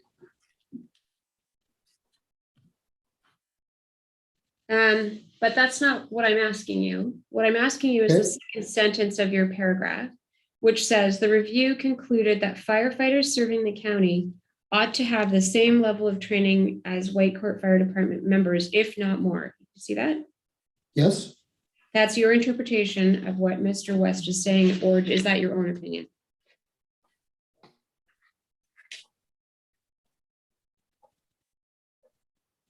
I don't understand your question. Is that your opinion, or is that what you think Mr. West's opinion is? I'm sorry, what? Which opinion are you referring to? Well, I want to know what that statement, you say the review concluded that firefighters serving the county ought to have the same level of training as Whitecourt Fire Department members, if not more. And then you say, see page 5. Okay, So page 5 is actually page 78 of your statement. okay. I think you're referring to the sentence that is immediately below the table in blue, but I could be wrong. So you're going to tell me whether I'm right about that or not.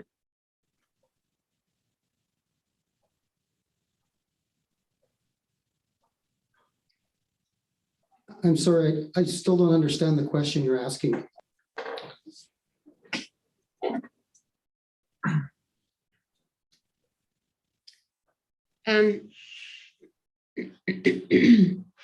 You say in 22 that Mr. West's review concluded that firefighters serving the county, I'm just going to change the language here, should have the same level of training as Whitecourt Fire Department members.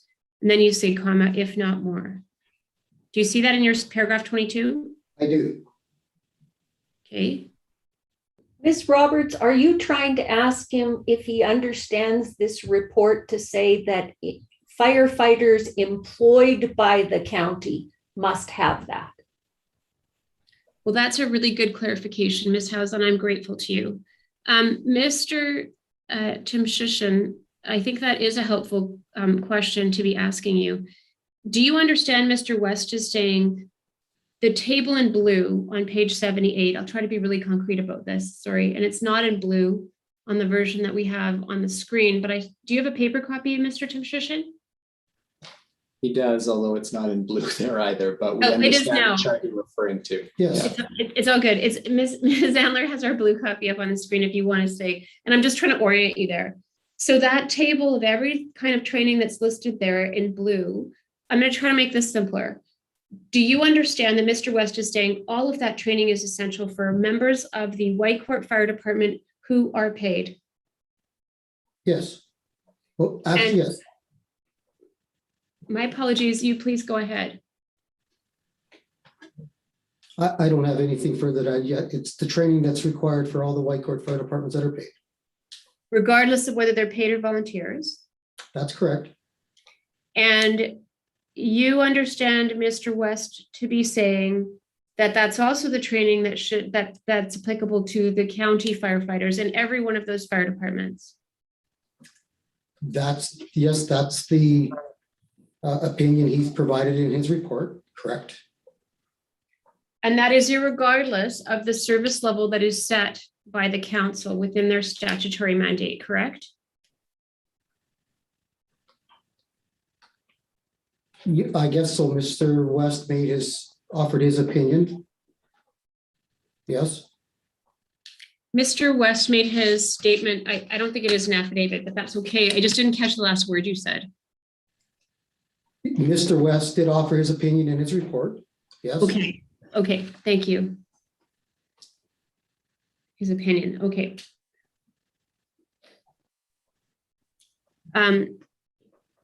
You'd agree with me, and I think you already did, the town doesn't have the ability to dictate what the service level is in the county, right? That's correct. Neither does the county have the ability to dictate the service level in the town, right? Correct. Okay. And if they don't agree, the county and the town, ultimately, that would be a decision that would be governed by the municipal council in each municipality, because it sets and it has the exclusive authority to set the fire service levels, correct? Correct.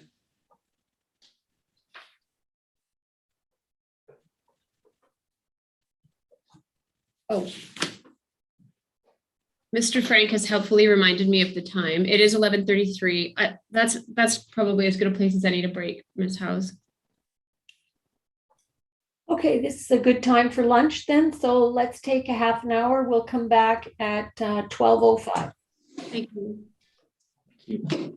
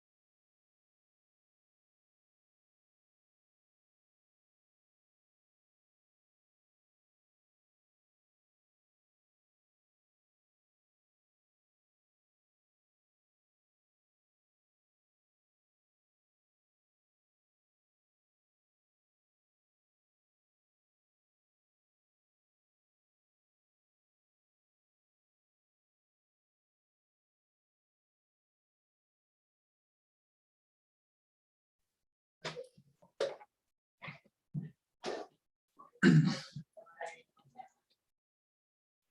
Monday.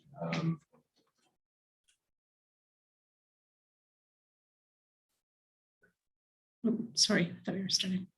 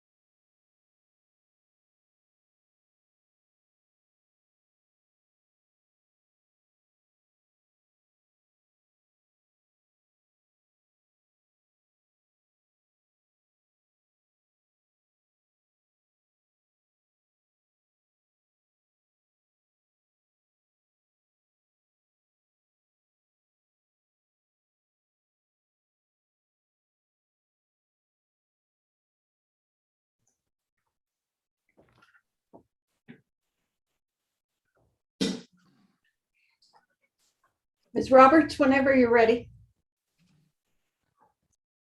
Sorry, Ms. Roberts, just before you start, in terms of telling Mr. Smeal, I never hold people to estimates, but do you have a sense of when you may finish with Mr. Tinchishan?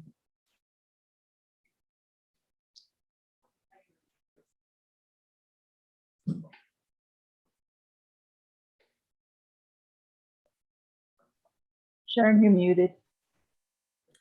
Oh, sorry. I was just saying that I believe we'll finish before 2 o'clock with Mr. Tinchishan. Okay.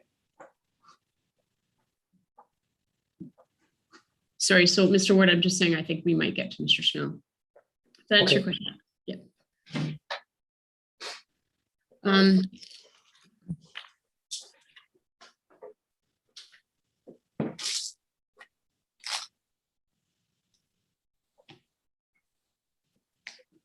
So, Mr. Tinchishan, we were last talking about the table that's in Mr. West's report and in blue on the screen there in front of us. I think the page that's in front of us is page 78 of your statement. And there,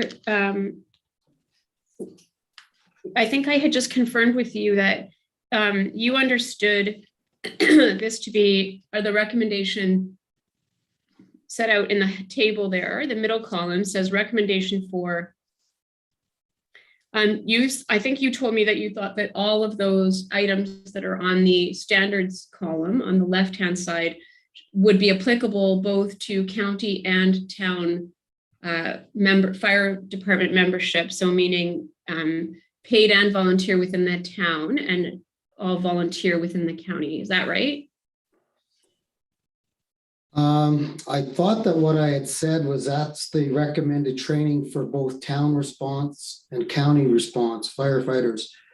Because this report was done for the Whitecourt Fire Department for the town and response within the Whitecourt Fire District. Okay. And so you would agree with me that some of the columns in the middle column, some of the rows in the middle column under recommended for include both town and county, and some do not. That's correct.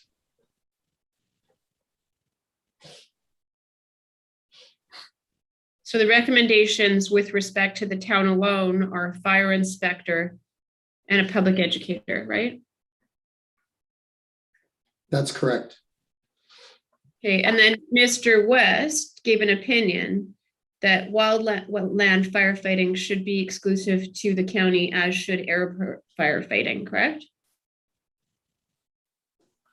Well, that will also include our Whitecourt firefighters that respond within the Whitecourt fired area to the airport and to any of those wildland incidents. But that's not what he's saying and recommended for. I'm just asking you that you'd agree that in the column entitled recommended for, he doesn't put the town. he puts just county for wildland for NFPA 1051. That's correct. Similarly, for 1003 airport firefighter, it just says county, right? That's correct. But if you note in the notes column, it also says it's for the town as well, because we're contracted as the response agency. Okay, it doesn't say that for wildland firefighter. It does not, no. Okay.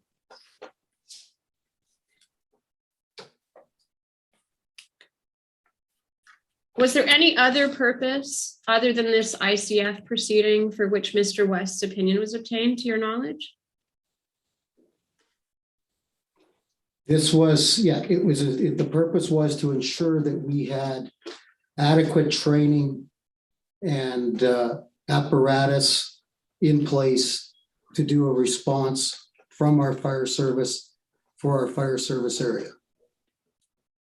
Okay. Regardless of whatever Mr. West's opinion is, the town and the county are guided also by their municipal councils who decide, correct? That's correct. Okay.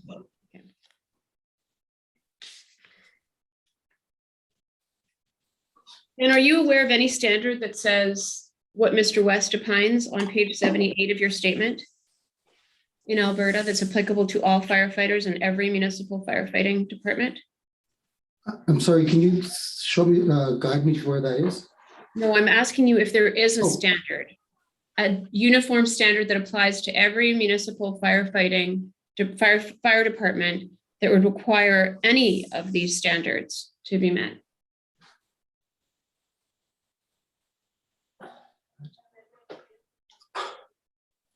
I don't sure I understand what you're asking. Okay. Is any one of the NFPA standards in the left-hand column mandatory for all fire departments within Alberta that are run by municipalities? They should be. I take it your answer is no, they are not mandatory. Is that right? They are mandatory if you're going to have a competent worker under OH&S legislation. That's your opinion, I take it? It's not my opinion. That's OH&S legislation. You have to have You're a saying- competent worker respond to the scenario. Sorry, are you saying that one of these standards is set out in one of the regulations to the Occupational Health and Safety Act in Alberta? I'm not saying that. What I'm saying, the Occupational Health and Safety Act of Alberta requires you as an employer to have a competent worker providing the service. And in order to have a competent worker, not all of these NFPA standards would be mandatory, but some of them would be. You would say that in your view, as someone who has knowledge of occupational health and safety legislation, you would say that a best practice consistent with that legislation, in particular, the general duty provision in the Act would be NFPA 1001, right? At least level 1. You would have, to me, at least NFPA 1001 is mandatory. Otherwise, I don't see how you would not be violating the OH&S legislation. Okay, and you're stating that for the record on the basis of your experience in occupational health and safety administration, is that right? That's correct. Okay, so you're wearing your OHS hat when you say that to us today, correct? Well, it's all about firefighter safety. And in order to have a competent worker to provide firefighter safety in responding to an incident. Right. And sir, I'm trying to give you credit for your OHS background. I do OHS law as well. So I'm actually giving you a credibility on that front. And I'm just saying, what I'm trying to say is you're not a firefighter. So you are coming at that from the lens of your knowledge of how the legislation is supposed to work around safety in the workplace, right? That's correct. Okay, yeah, I didn't want to get your backup. I just wanted to explain where I was going. So I understand what you're trying to tell me. And I'm accepting what you're trying to tell me is in order to keep a worker safe, your interpretation of our OHS legislation, at least until September 1 of 2021, when it changes again, is that your view is that you would interpret that legislative obligation to be the standard that's set out there in the first row and the left-hand column, NFPA 1001 level 1 as a minimum. That's how you would view it. That's correct. And your lens on that is your OHS lens, because you administer that legislation for the town, correct? That's correct. Okay.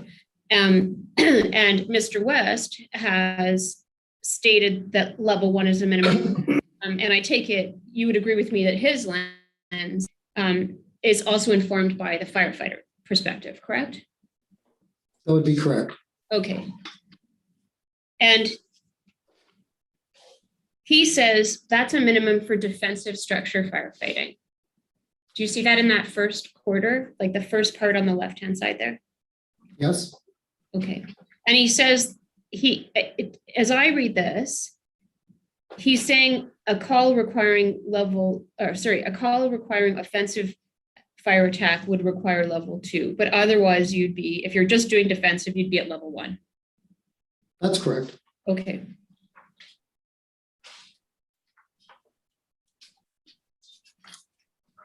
And I think where my question started was just the fact that in a legislation, you'd agree with me that the OHS Act, and I think specifically if there were a provision for a particular standard, it would be within the code. Would you agree with me there? I'm sorry, could you say that again? Yes, I can. Generally, when there are more, what I'm going to call granular prescriptive requirements in OHS legislation, you'd agree with me that those often make their way into, in Alberta, the OHS code, as opposed to the Act. That's correct. Yep. And so are you aware whether there is any provision in our current code that may yet change again momentarily, but as of right now, are you aware of a provision in the code that requires NFPA 1001 level 1 for firefighters, volunteer firefighters in Alberta? I'm not aware of one, no. Okay. All right. So I think what you're telling me, if I can just, I don't mean to beat the dead horse, but I want to just make sure to be fair to you. I think what you're saying is best practice consistent with the legislation as public welfare. We call that public welfare legislation, meaning the purpose is to keep people safe at work. The intent, interpreting that legislation in accordance with its purpose, you would say, as somebody with expertise in OHS, that you'd want that as a standard for all your volunteer and paid firefighters. That minimum level would be NFPA 1001 level 1. Is that right? Yes. Okay. All right. And I think that you didn't know what the standards were in the county. And so if I were to say to you that that is the standard to which the county volunteer firefighters are working under Mr. Webb's management status currently, you can either confirm or deny that. Is that fair? That's fair. Okay.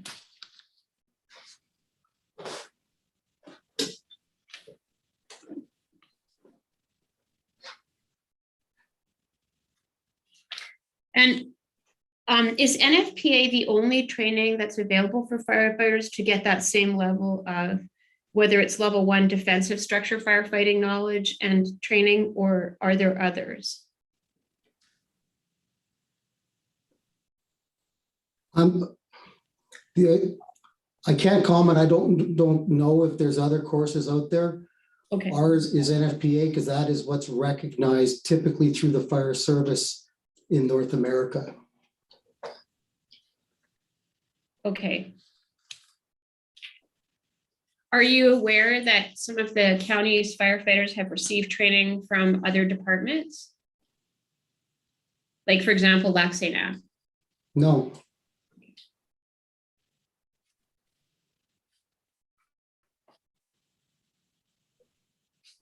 You know that some of them have taken training through Whitecourt, correct? I don't have that knowledge, no. They may have, but I don't have that knowledge. It's fair enough, sir.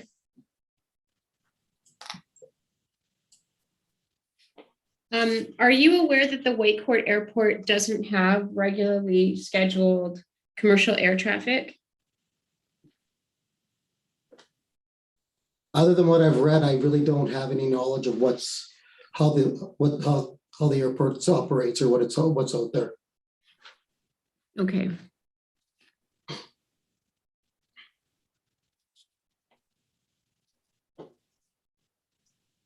So when Mr. West comments on the requirement for airport firefighting training, for example, in NFPA 1003, that is the fifth row down in his table there.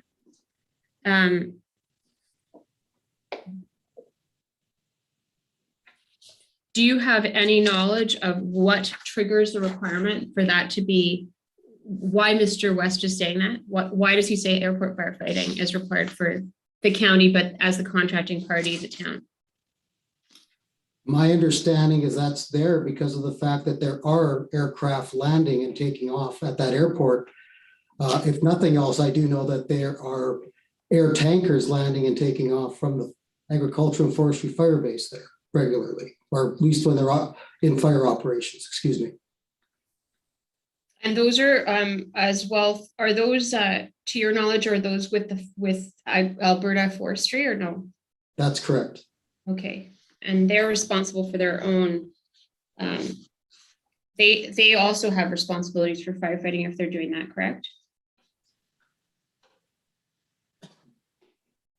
I'm not sure what the context around firefighting is. Like, are you talking about the airport or what their purpose is from taking off and landing at the airport?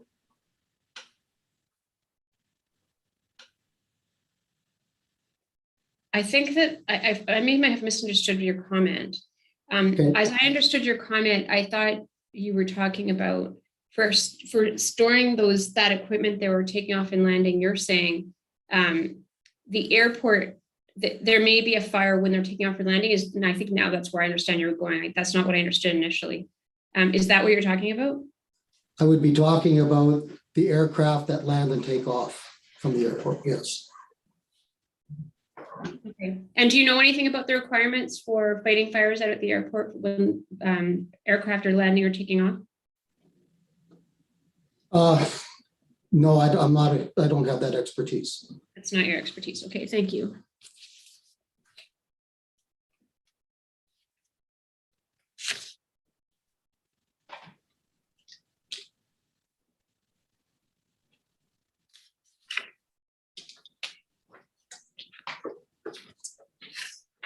Are you aware that there are many municipalities with airports that do not have firefighters trained to the NFPA 1003 standard? I don't have any knowledge of what other airports have. Okay.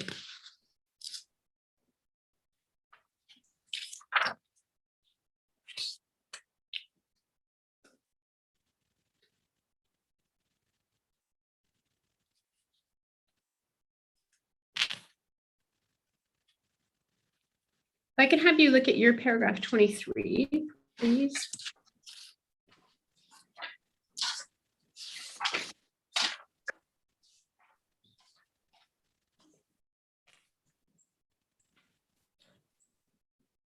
Am I understanding correctly paragraph 23 to mean that of the table in Mr. West's statement, which you replicate in your statement, that table is produced at paragraph 22 and it's on pages 6 and 7. So immediately above where we are at paragraph 23. Are you saying except for those 4 items of training that are in your bullets there, so 1003, 1041, 1035, and 1081, you're saying Whitecourt Fire Department's training requirements meet all of those, all of the other standards, but for these 4, is that right? That is correct.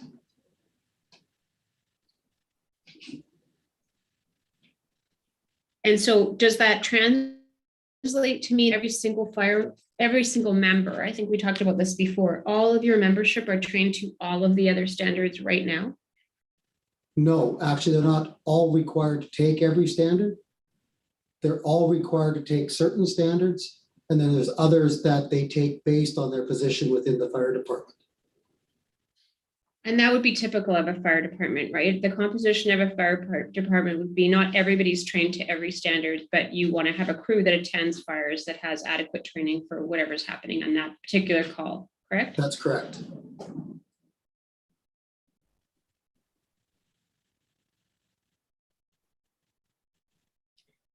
In your fire manual, which you attach, I believe, at tab, or it's your rules and regulations attached at tab 12. So it starts at page 112.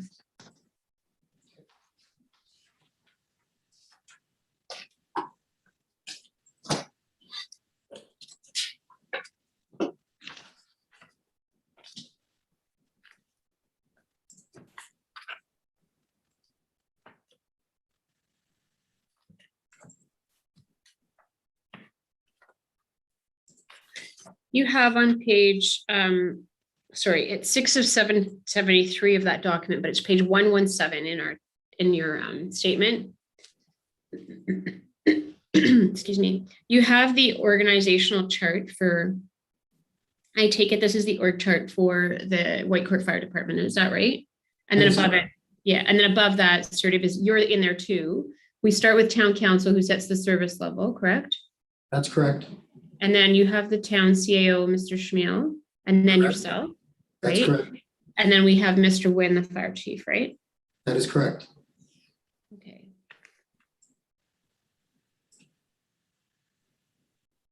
And so when I look at this chart here, the firefighters that are on the bottom row and the senior firefighters, are those individuals primarily volunteers? The only full-time paid staff we have are the fire chief and the 2 deputy chiefs and the part-time administration clerk. Everyone else, every other position is filled by volunteers. Okay, so including the captain and each of the lieutenant crews. That is correct. Okay, and I assume you're excluding dispatch. Dispatch is also a member. But they are actually, they're not trained to be a firefighter at a firefighter level. They're trained to be a dispatch member. And are they a volunteer? Yes, they are. Okay. And so they don't need to meet some of those other standards because they're not attending fires. Am I understanding that part correctly? That's correct. They're trained for the activity they have to conduct for the fire service. Okay, and then the health and safety position on here that's opposite the administrative clerk, is that, I know that's part of your portfolio, but is this org chart meant to represent a different person there? Not you, or is it part of your portfolio? Actually, in this context, it's meant to show that we actually have a volunteer member that fills that health and safety component position. Okay. So ensuring compliance, training and stuff like that? Correct. Okay. Okay, thanks. I believe it was in this document, although I should have marked the page and I didn't, but I think it's in this document. You can correct me if I'm mistaken, where it said that your firefighters train for 2 hours per week. Is that right? Sorry, let me ask the question, do they train for 2 hours per week? Not whether it's in this document, but is it accurate that your firefighters train for 2 hours per week? To my knowledge, that would be the minimum training per week. Okay. That's for all the volunteers as well, right? That's correct.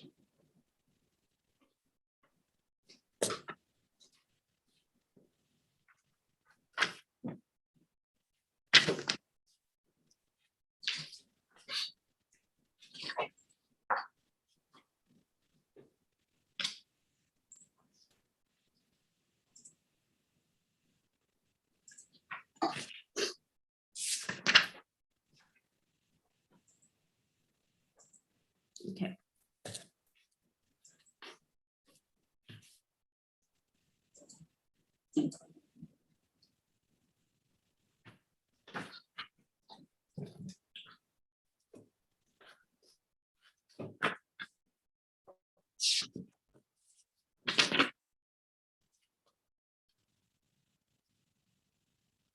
On page 3 of Mr. West's statement review, the page 76 of your statement, at the very bottom, That paragraph says the town's fire department has weekly scheduled training nights, skills maintenance in brackets there, for their in-house training, which totals a maximum of 156 hours per year.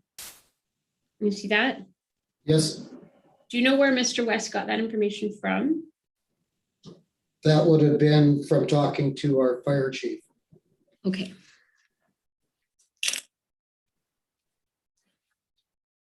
All right, thanks.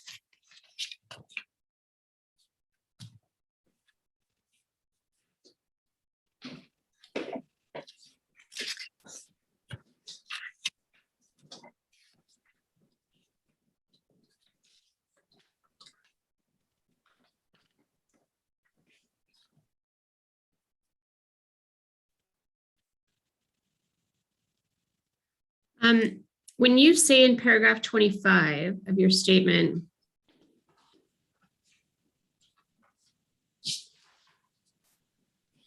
the town and county jointly own one pumper truck and the county owns one tender truck. Then you say the county also provides a mini pumper which it owns. You see that? Yes, Okay, and this is the basis of when I was asking you earlier about the rescue vehicle and the ownership of that rescue vehicle. To your understanding, the town owns that in its entirety. Am I right about that? that's my understanding, yes. Are you aware that the county paid for half of it? I don't have all the details. I do know that there was a grant funding that was jointly applied for. Other than that, my understanding is the town contributed to it as well. Well, yes, I'm not suggesting the town didn't contribute. I was just saying that I was asking you if you knew that there was a contribution for an equal portion by the county and the town, and you don't know that, I take it. I don't know that for sure. Okay. And so the information that you have at paragraph 25, where did you get that information from? What, the inventory or? Yeah, yes, I just want to know where you know the inventory information that you state here. You state this is the inventory. I'm asking you, how do you come to that knowledge? Just from administering the operations of the fire department and understanding what's in our hall and what fire apparatus and resources we have available to respond to fires. Okay.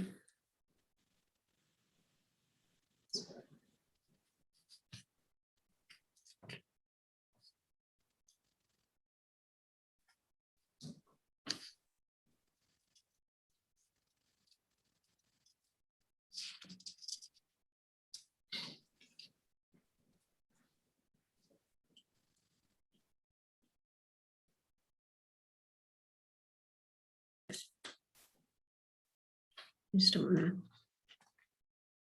That's my spot. Okay, paragraph 28, please. Of your statement. NFPA 1003 is what you're referencing here. You say standard training would be an additional cost for aircraft rescue if it is required. And that's, I take it that there you're referring back to Mr. West's recommendations about what training was required and specifically for airport firefighter. That's what you're referencing there, correct? Correct.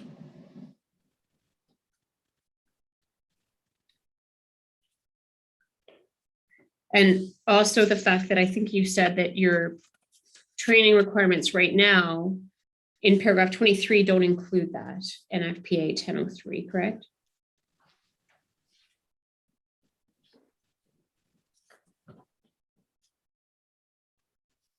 In 23, it actually does state that that's one of the ones that we would that we don't meet currently.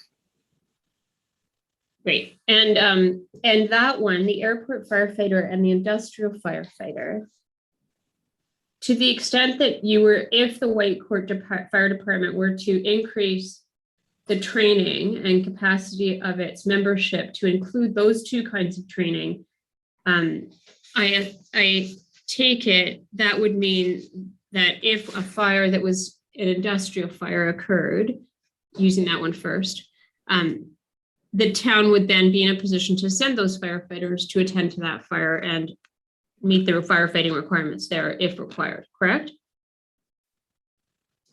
If the response called for the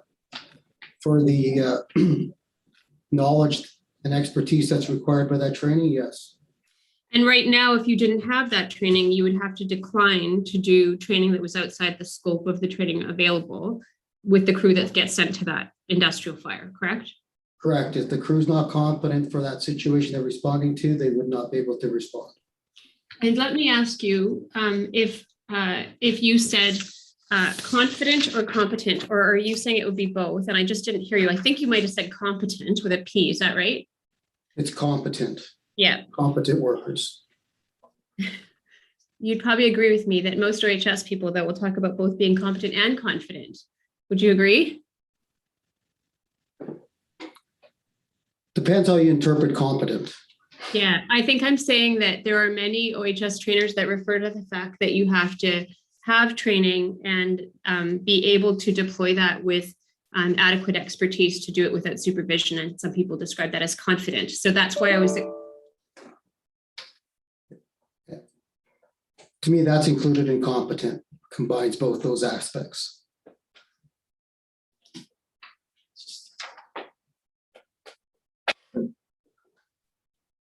Ms. Roberts lost her computer, so we'll just have to pause for a moment.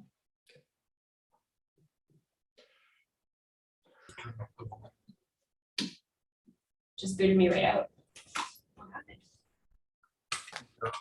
I must have touched something back on my accident.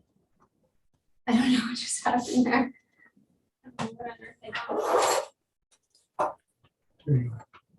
That's just the internet though. I think we'll take a 5-minute break until you get going again. Hi, sorry. We're using the speaker on my, do you have the speaker? Just said 5-minute break. Sorry, I think I bumped something and turned my computer off and I lost my connection, sorry. So I only need a couple minutes. I really apologize about that. We'll take 5 minutes. Thanks, Ms. House.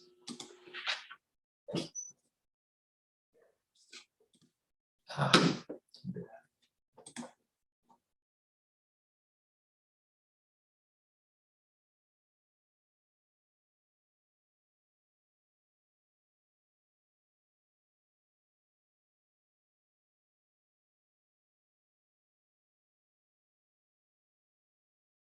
did it. I had a paper on there, right?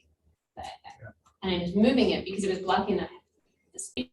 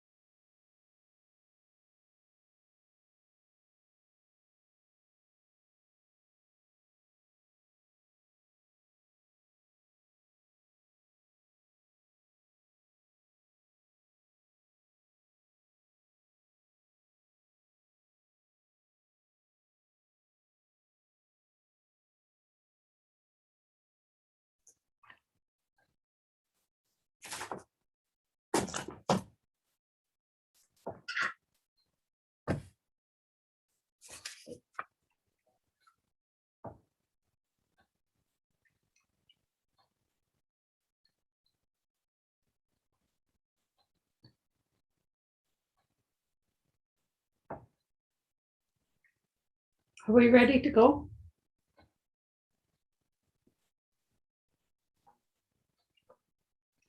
She still hasn't been able to join on her other computer.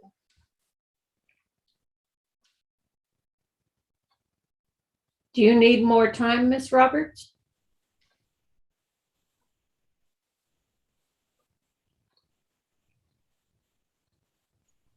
She's joining now.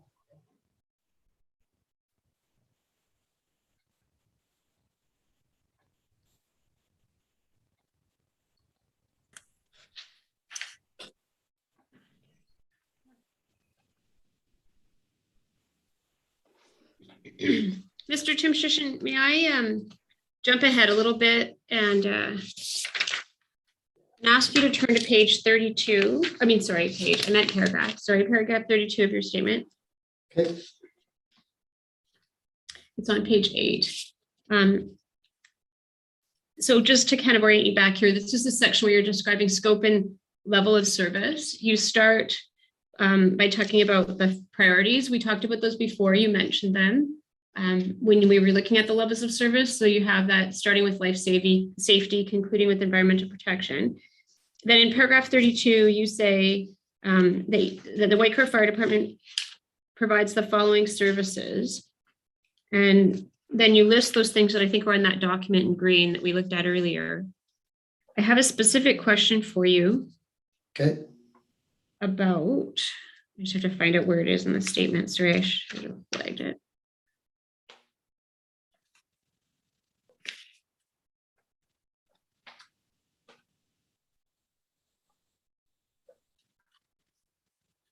You have under staffing levels on page 11. The very first item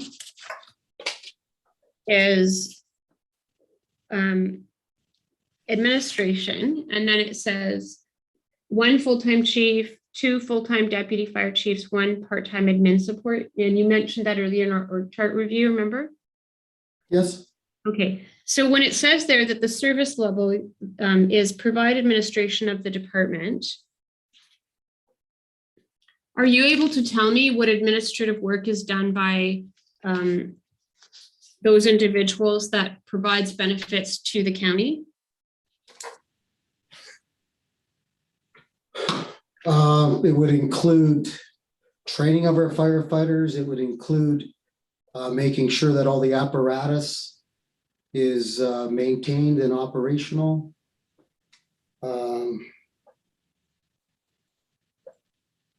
It would include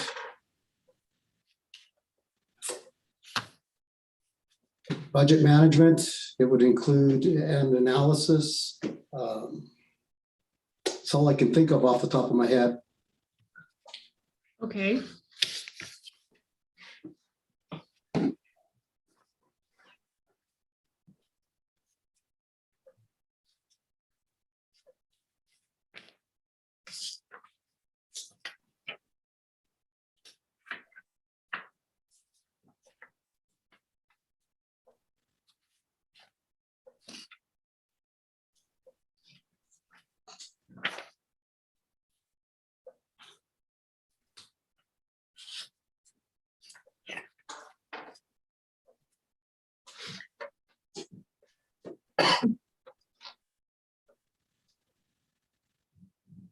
And at paragraph 39 of your statement,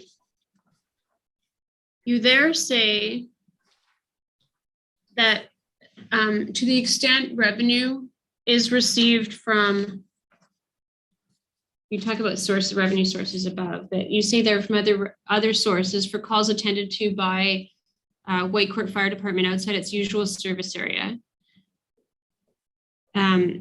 You say revenues were applied against expenditures prior to determining the cost share amounts for town and county. That's what we were talking about earlier in part when we were looking at Schedule C of the cost share agreement, correct? Correct. Or sorry, of the amendment to the cost share agreement. My apologies. And so if I use the example of saying, you would agree with me that Blue Ridge is outside of the Whitecourt Fire District service area, correct? Correct. And to the extent that you're called out there, if Blue Ridge Fire Department historically has been unable to deal with the kind of call that that Whitecourt Fire Department would attend for. So for example, a rescue or vehicle extraction, the town would receive the payment for that, correct? That's correct.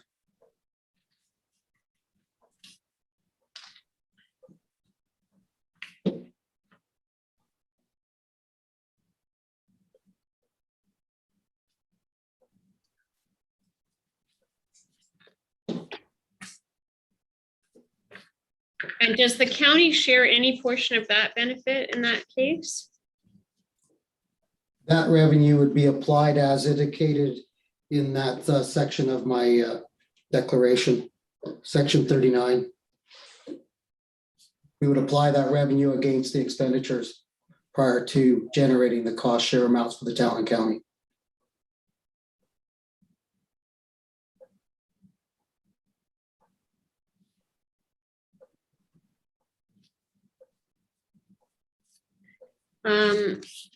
So if we turn to Appendix 18, that's the amounts that Alberta Transportation has agreed that you can be paid for these callouts, right?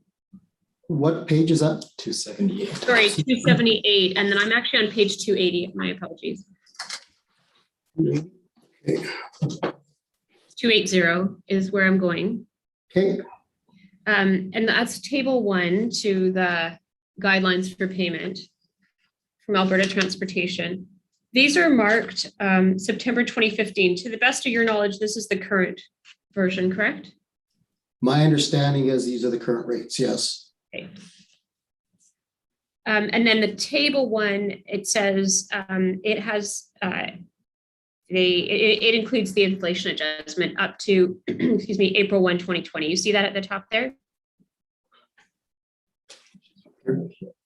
Of 280, sorry. Oh, yes. Yes, I do see that. Yes, thank you. Yes, Okay. I see that. So it looks like they update the table. They've just left this the policy, sorry, the guidelines the same. So what we have here are on this particular page, you have three categories for units. You have the ladder and pumper trucks and the light and medium rescue trucks. Those are both billed out at $630 an hour. Am I right about that? That's correct. Okay, and then you also, if you send out a command vehicle, you can get another, or if you only send out a command vehicle, either way, you get $185 an hour for that, right? Correct. And am I understanding you correctly in paragraph 39 to say that those amounts do not, when you say only provides the town with a partial reimbursement of the cost to respond to highway related incidents, are these not the amounts that are applied? Those are the amounts that are invoiced to the province and reimbursed to us, but they do not cover all the costs of our response. There's a shortfall between the expenditures and revenues. And do you know if that's because there are administrative and other allocations of costs by the town in the accounting department? So does the Director of Corporate Services apply other costs, not just the cost to run these equipment, but things like your salary, the Deputy Fire Chief's salary, et cetera? Does that all factor into what it costs you to operate the fire department? What we would do, yes. Yes. Okay. And so then you're saying that when you include all of that amount, the $630 an hour isn't enough to cover what it costs to send out a ladder and pumper truck. That's correct.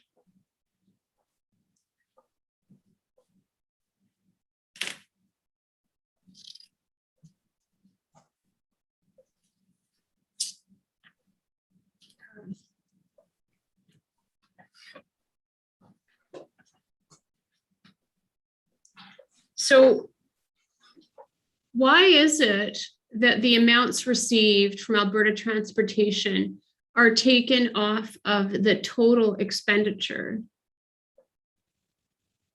The total expenditure would be the town's expenditure, correct? If the county wasn't helping pay for that, it would be all town. Am I right there? I'm a little confused. I'm not quite sure what you're asking, Ms. Roberts. Okay. Well, let's walk through this more slowly. Sorry. So what we have is we have a call out for an incident, and you can charge, say you've sent a command vehicle in one of your trucks, you're going to get the 630 and the 185 an hour, right? Correct. And it's an event that happens in the county. So say it's in Blue Ridge. Okay. With our prior example. The town doesn't deduct that 630 plus 185 an hour from what the county owes for that call out. The town treats all of those the same, whether that incident happens in the town or the county, and they apply it off the top to the town's total cost. Is that right? We apply it to the total cost of the operation of the fire department, which includes both town and county costs. Okay.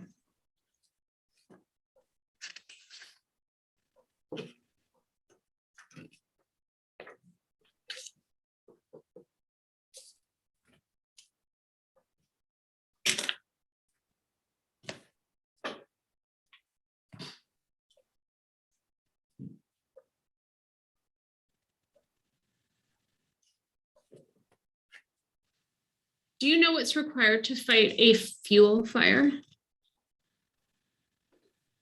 Specifically, I do not. Okay.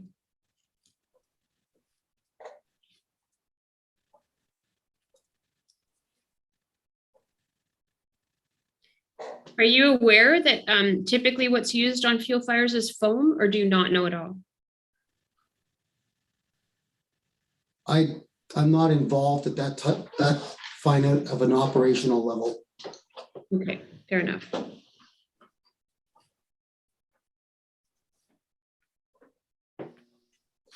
You say in paragraph 41 that Whitecourt Fire Department provides service to the Whitecourt Airport that's owned and operated by the county, right?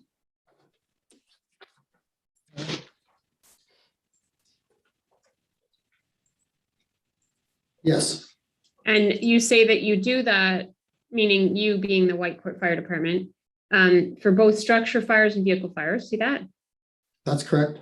When you gave your example earlier about a plane taking off or landing, I take it you're thinking about the engagement of fuel in the fire. Is that right? That's correct.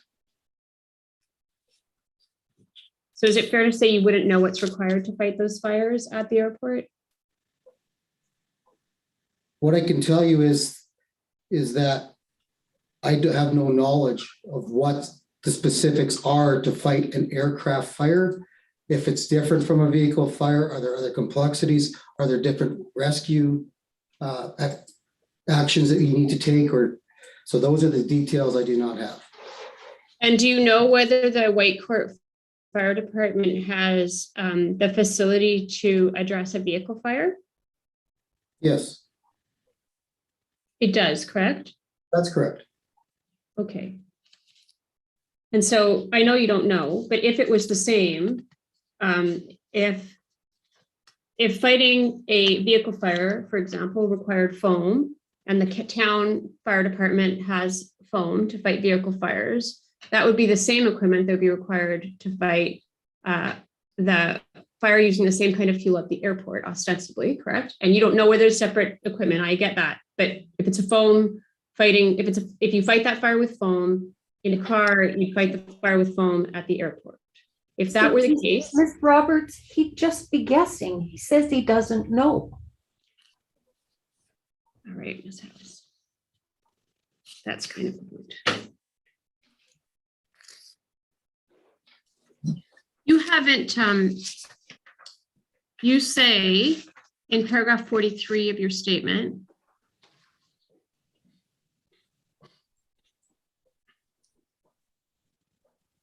that the previous cost sharing framework didn't recognize additional costs associated with responding to emergencies at the airport.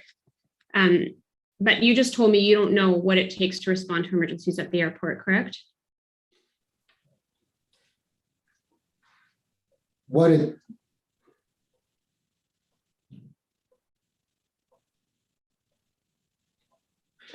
that entails, or what the context of that is that It doesn't include any costs that would be above a structure or a vehicle fire, because that we just don't have that information. And you don't know if there are any additional costs, do you? At this point, I wouldn't. Did you say at this point I wouldn't? Would not, yes. Okay, thanks.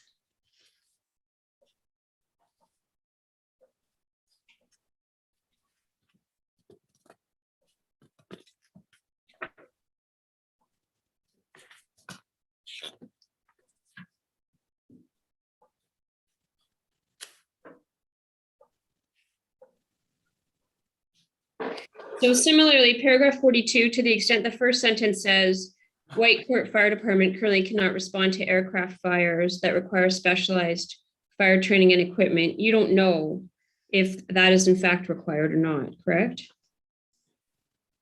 What I can tell you is we don't respond to aircraft fires. And you don't know if you need anything extra to do so, correct? You know, I could speculate. I Knowing don't how want you- other aircrafts fight, how other aircrafts fight fire and the equipment apparatus and the training they have. But that would just be a guess and speculation. Right, and that's what I'm asking you. You don't know if specialized fire and training and equipment is required to fight the kinds of fires that might happen at this particular airport. Am I right? To my knowledge, it's never been researched or determined whether there is specialized firefighting requirements out there or not. It's just been one of those things that's never been discussed. And we're the ones as the responders trying to determine what we fight fire or what services we provide there, to what extent, and when we no longer have that expertise. Okay, and the airport's been there since the cost sharing agreement was signed, right? That's correct. Okay.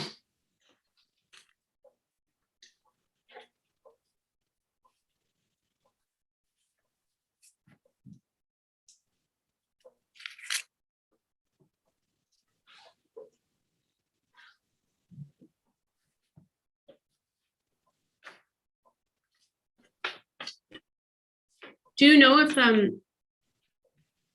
the Whitecourt Fire Department has ever responded to an aircraft fire?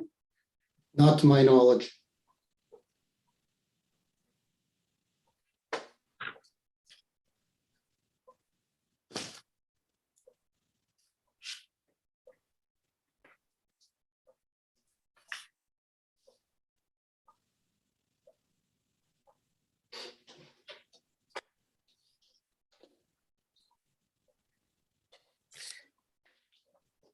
In paragraph 46, you refer to the Joint Liaison Committee. Are you familiar with that committee yourself? Yes, Okay. Then you would know that the Joint Liaison Committee makes recommendations. It doesn't approve. Council must approve expenditures of a capital nature, correct? that's correct. The Joint Liaison Committee is what's known as an advisory committee, correct? That's correct.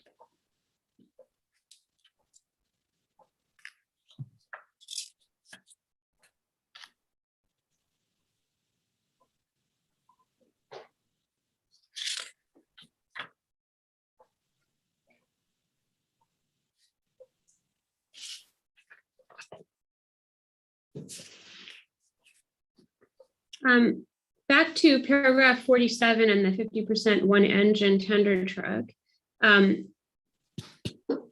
You mentioned before a grant, correct? That was applied for by both the town and the county with respect to the rescue vehicle, correct? That's correct. Do you understand the name of that or the type of grant there to be a community partnership grant? I can't recall what that was. Okay. Who would have handled that?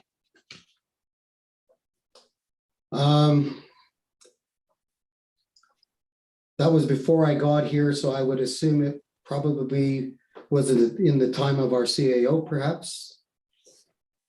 Thank you.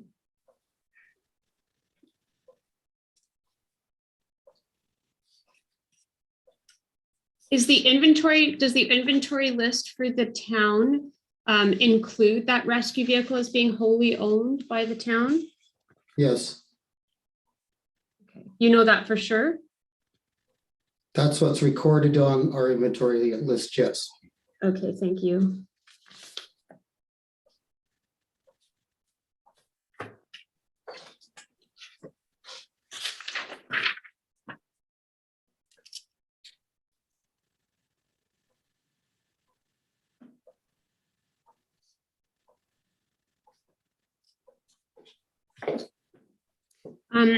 And just to clarify, I think you answered this earlier. I just want to confirm that I'm following you. On paragraph 51, it's under the heading training requirements. We're on page 15 of your statement.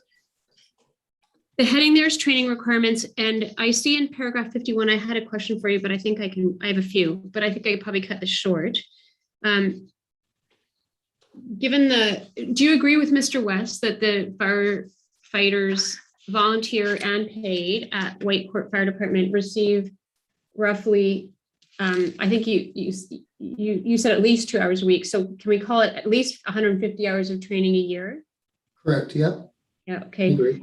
And so when I look at the table that you have below 51, paragraph 51, you see that there? Yes, So you say department as a whole, not specific to individuals. So not every single person that volunteers or with or works for, not every member at the Whitecourt Fire Department is going to have all of these training items that are here, correct? with the exception of NFPA 1001, they take the training that's specific to their role within the department. Okay, and does every member of the Whitecourt Fire Department have both level 1 and level 2 of NFPA 1001? Sorry to interrupt you. Sorry, yes, that's our minimum training standard for all members of the department. Okay.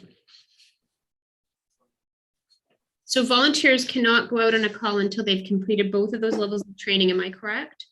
That is correct.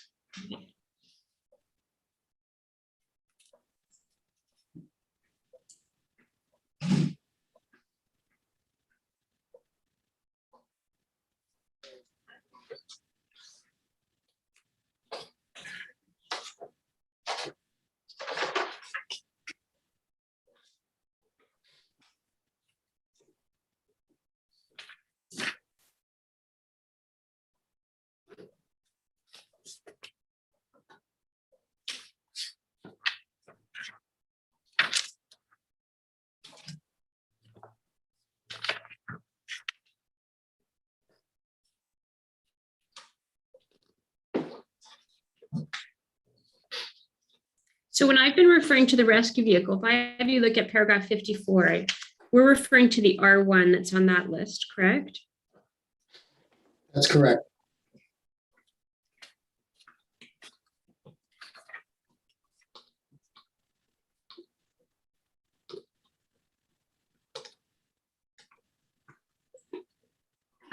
In paragraph 55, when you say the tender and mini pump are owned by Woodlands County, I think you just mean, I'm not sure which word doesn't belong here, but one, it's either can currently or cannot, but I think what you're trying to say there is the tender and the mini pump are owned by Woodlands County cannot adequately respond to emergencies within the county. Is that what you're trying to say? Yes,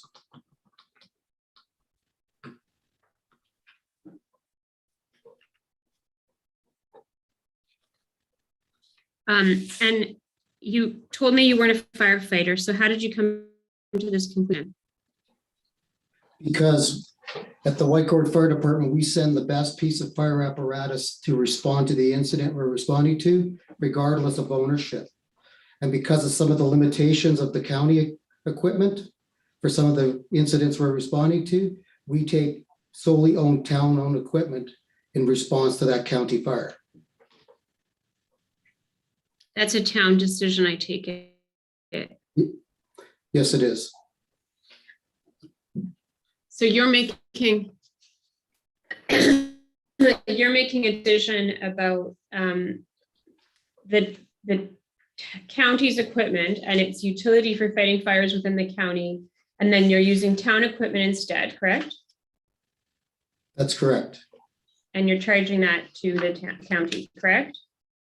There is no charge other than the specific costs they pay for their members, the fire members or the county members, excuse me, the Whitecourt Fire Department members responding to the county incident. The actual hourly rate that we pay those members, that's the only cost. Because they do share in all the other costs as part of the cost share agreement. The maintenance and upkeep of the equipment already.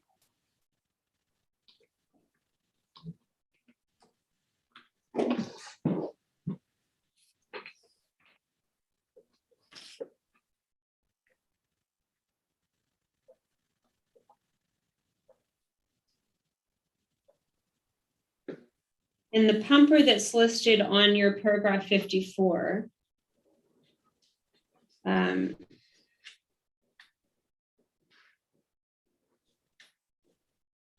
Sorry, the engine that's P1, Yes, that goes out to calls regardless of whether it's county or town, correct?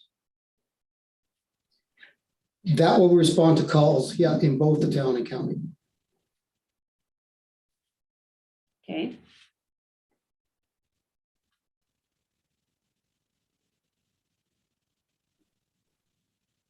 And you're saying the tender that's below the rescue, you don't think that's adequate, and so you do not use it to go to county fire calls?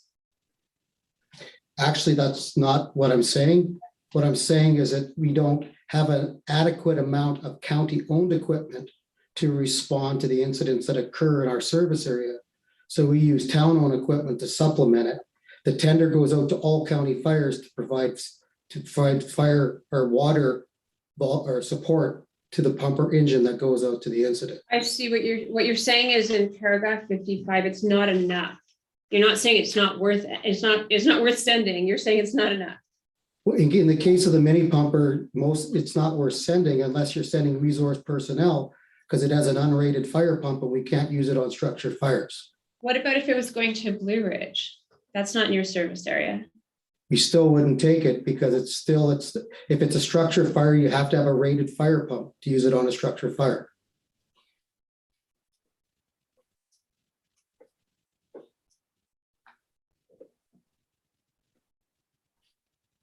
With respect to the aerial truck that Yes. you referenced in paragraph 56, Yes,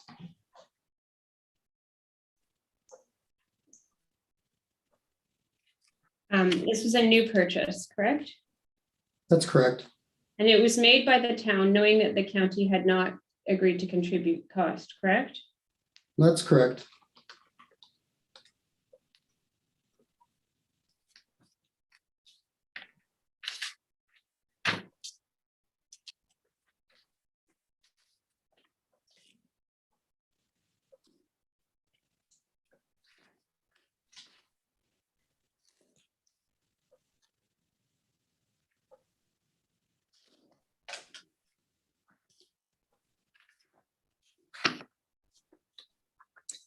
Can I have you turn to page 323? Oh, sorry. No, that's not the one I want. My apologies. It's 327, sorry. So it's your tab 27.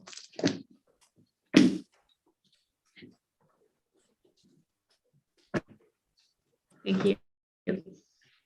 This is a memo that you prepared, I take it, to Mr. Schmill, the CAO?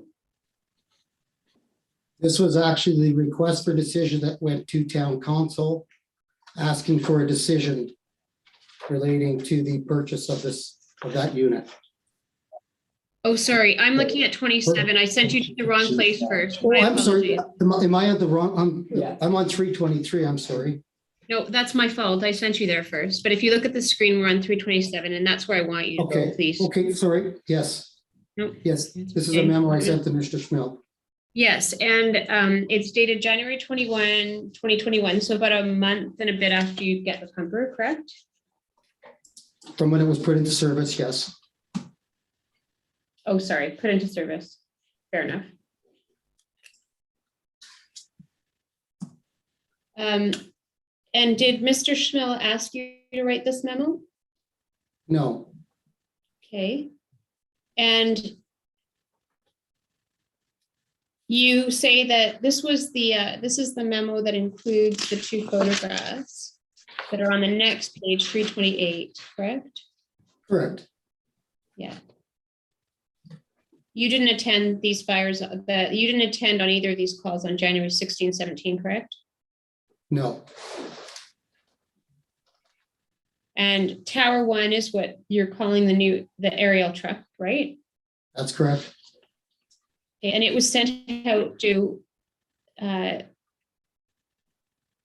lumber mill in Blue Ridge on both January 16 and 17, I take it? Yes, You say one call was for a fire involving the debarker and surrounding areas. The debarker is located at ground level, correct? that I couldn't tell you. I have no knowledge of that. Have you been to that mill? I have not. Okay.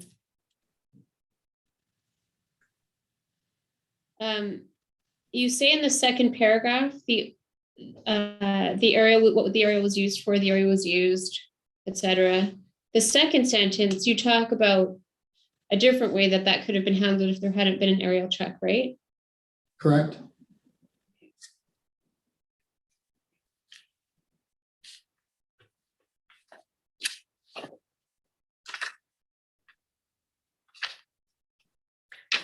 What's the purpose of an aerial truck? Purpose of an aerial truck is to enhance your life safety. And that's both from a public member and a firefighter perspective. As well, it has the ability to put large volumes of water from an elevated position.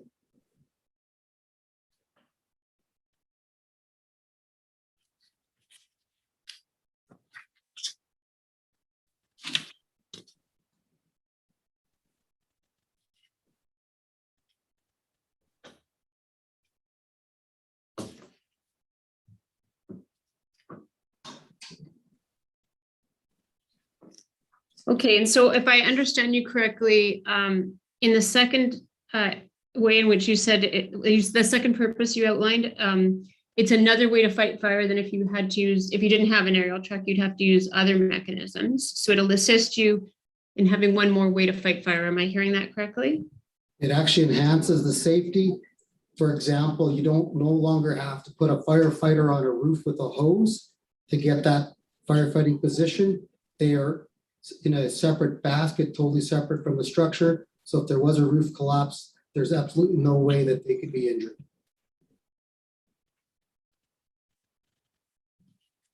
Right, and again, you're talking about defensive responses there. Am I understanding that correctly? That would be a defensive response, correct? Okay, and you can't tell me, since you don't know if the debarker is at ground level, you can't tell me what purpose there was in calling the aerial truck out for the debarker. Am I right? I don't know the details around the Blue Ridge Fire Department's request to us for mutual aid. I don't know the circumstances around that. Okay.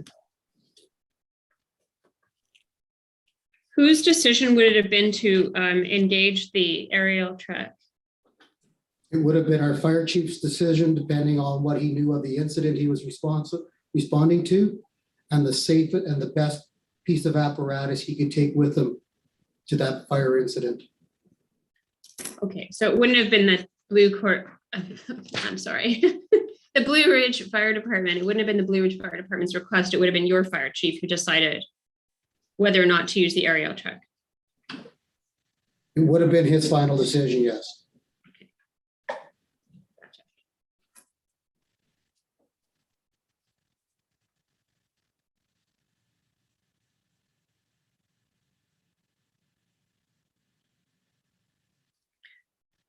Do you have any knowledge of the statement that you make at the last sentence of paragraph 55, where you say a rated pumper with foam capabilities is a necessity to adequately respond to emergencies in the county? Is that something in your knowledge personally? Sorry, you said paragraph 55? Yes, it's just the Oh, I'm last. sorry. Wrong in the wrong. Last sentence of paragraph 55 on page 17. Is that something you know personally, or are you relying on somebody else to tell you that?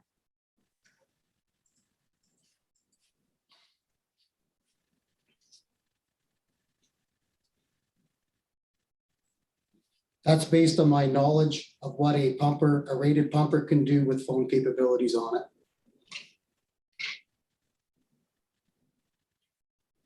Well, you're saying it's a necessity. How do you know it's a necessity? To respond to emergencies within the county? Does it not depend on the emergency? It would depend on the exact incident, yeah, the nature of the emergency. Okay. But if it called for a engine, a pumper truck, then it is a necessity to have the phone capability and a rated pump.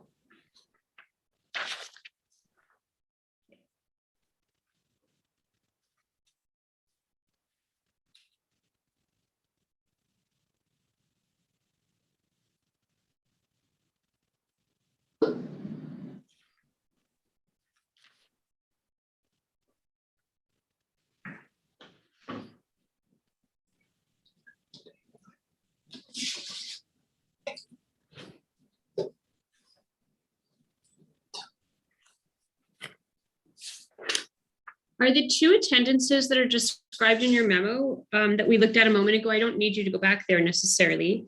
I know it's secondhand information for you that the attendances occurred, and I accept that. You say on January 16 and 17, Whitecourt Fire Department went out there, used an aerial truck. Are those the only two callouts using the aerial truck in Woodlands County to date? To my knowledge, yes. Okay.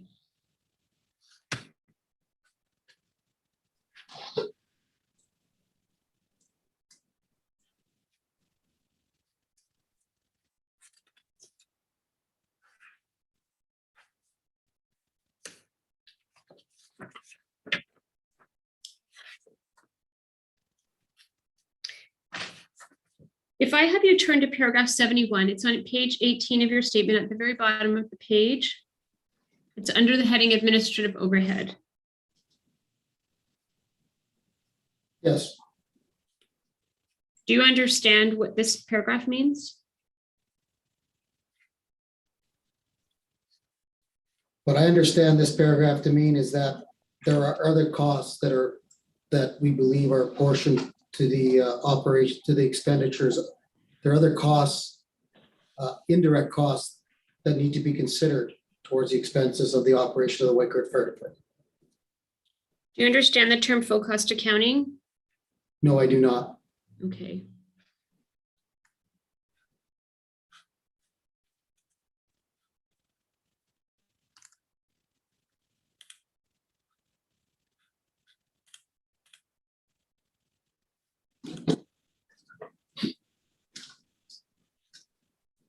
Can I have us please turn to page 343 of your statement? That is the appendix, the tab 34 there that's referenced in paragraph 71. You didn't put this together, I assume? No, I did not. And so what you're talking about, I think, is you're saying people other than you, the deputy fire chiefs and the fire chief, a portion of the cost of having other people at the town and associated with the Whitecourt Fire Department are allocated to the cost to deliver those fire services. Is that right? Yes, that's what that's indicating. Is that your understanding of what's happening here on this chart at page 343? Yes, what it's telling me is that of those salaries and benefits, those people that conduct activities in support of this, of the delivery of fire services, that's what percentage and what cost should be apportioned against the expenditures and operations of the Whitecourt Fire Department. Right.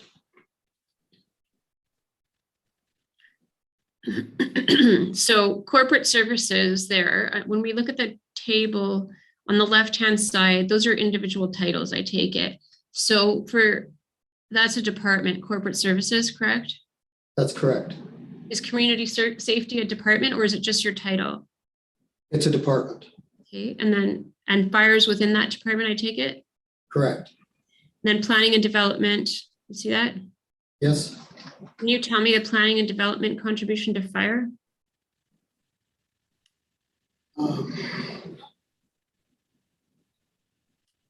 I can't recall what we put in there. Can't Okay. recall what that's there for. And infrastructure? Infrastructure, we're not actually applying any overhead cost. Okay, just corporate services and planning and development, correct? Correct. But what's, okay. And do you know why corporate services is going into this? Why it's in part of the fire budget?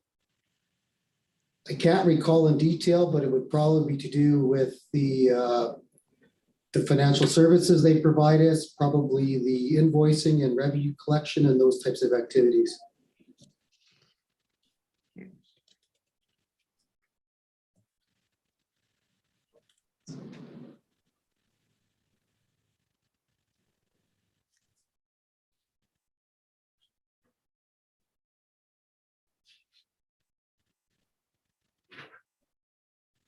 If I have you look at tab 33, that 2021 fire protection function there, you see that? You didn't prepare this either, correct? There it is. This is actually a printout of the budget that I prepared for fire services in conjunction with my administration staff. Oh, you did prepare this with some assistance from admin, is that right? Yes. Okay. Sorry for assuming that you didn't. Looks like a corporate services document. It's created by software. Make anyone look like an accountant, is what you're saying. Okay, thank you.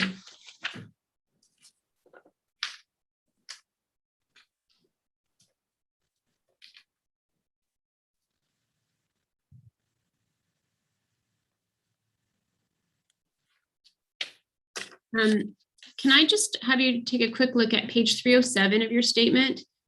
This is the training table, or I'm calling it the training table. It's like training expenses. Yes,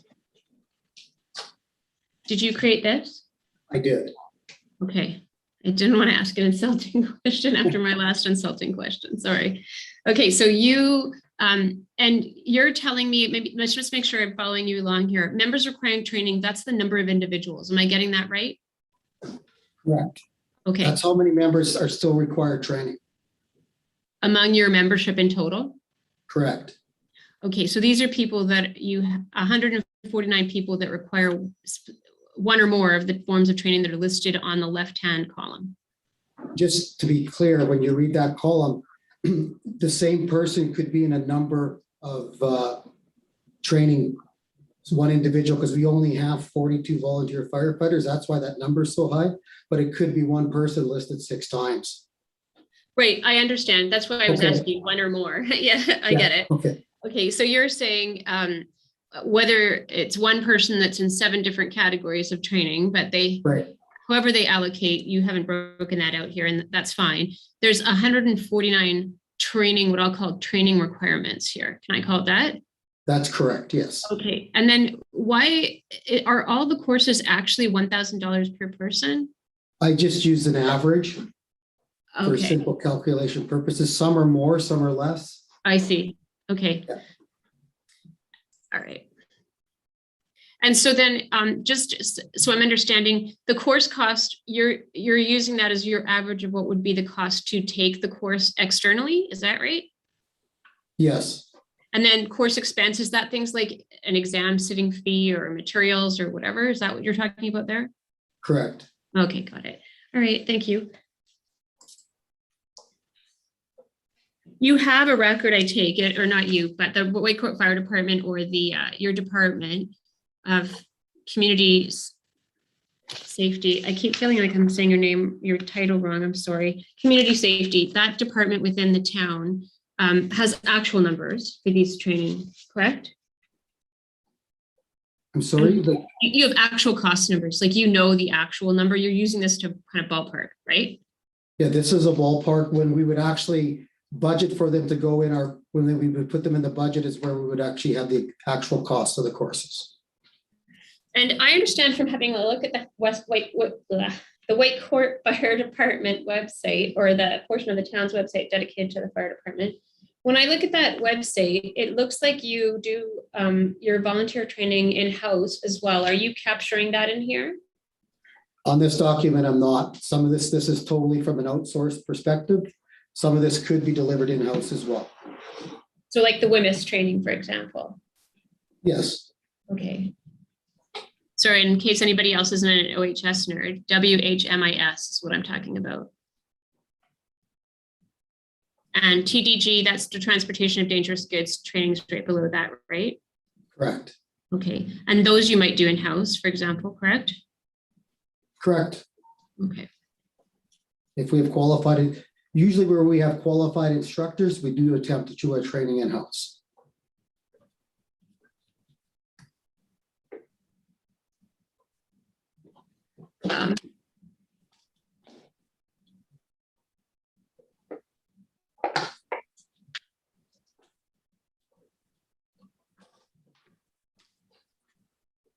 So this number 186,250, I'm just going to go back to where that is in your statement. Sorry, I'll bring you back there.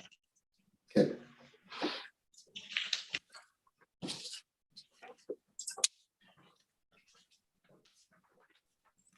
It's paragraph 53.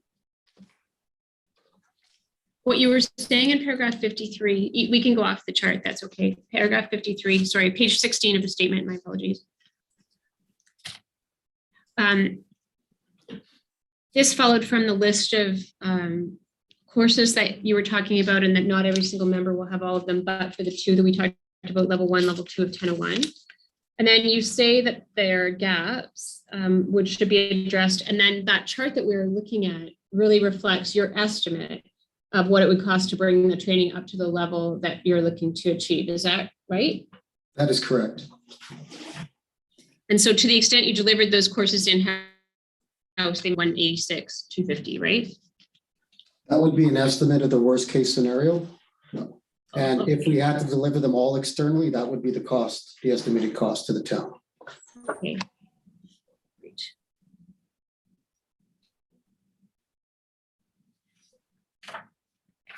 And I think I may have asked you this, and I apologize if I'm being repetitive, but I'm very near the end. The training decisions are all made by the town, no contribution from the county, is that right? Well, actually, the previous cost sharing formula would have included the town or the county sharing in those training costs.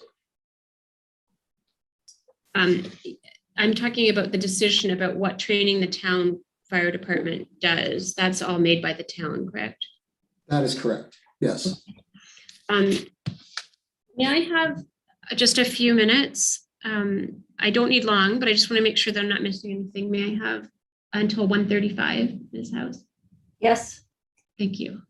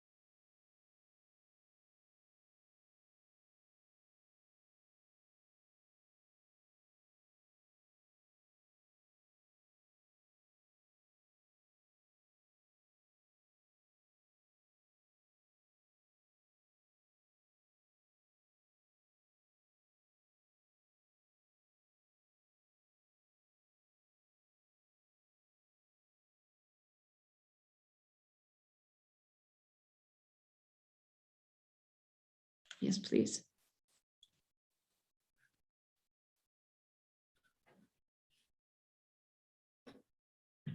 I might be early. I'm babbling away to myself here.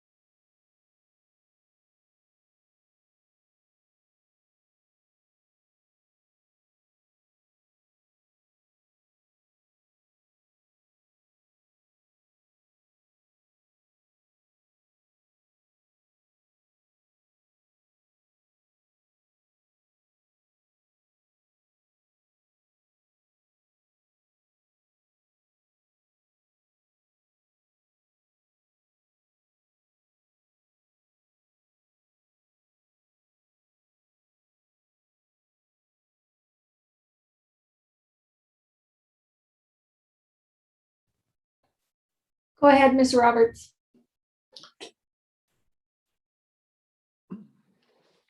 Thank you. Sorry that I was distracted. Mr. Timshishin, I just want to thank you very much for attending yesterday. You weren't with me, but you were with my colleague, and today. Those are all my questions for you. I hope you have a lovely weekend. Thank you. I don't know anybody. Don't run away though, because other people might have questions for you. Mr. Ward? Ms. House, just one clarification arising. Mr. Timshishin, do you recall my friend asking you about what was called a fairly dated mutual aid agreement between the town and the county? Yes. And I believe that my friend took you to an older bylaw. Do you recall that? I recall looking at a bylaw, yes. Okay. If you turn to paragraph 49 of your statement, which is on page 15. Yes. In that paragraph, you actually make reference to a mutual aid agreement at appendix 21. And so if you turn to page 301,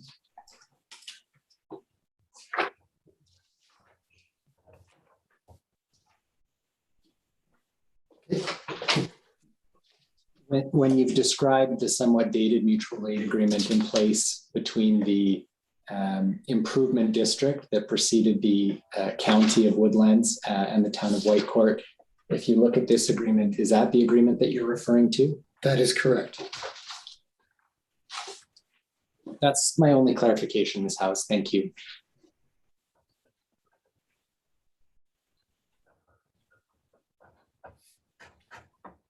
Thank you. Actually, I had a question on mutual aid as well, because you were asked earlier on today a lot of questions about mutual aid, and then it tied into the cost share. And I'm sorry, but I got lost at that part. So if you could go to page 303, there's a document here that seems to be a mutual aid agreement. And it's the town of Swan Hills and the town of Whitecourt and the improvement district. Is the improvement district what is now the county? Yes, Okay. And would you consider this one to still be in effect, or has it been replaced by something? this is the one we consider to still be in effect.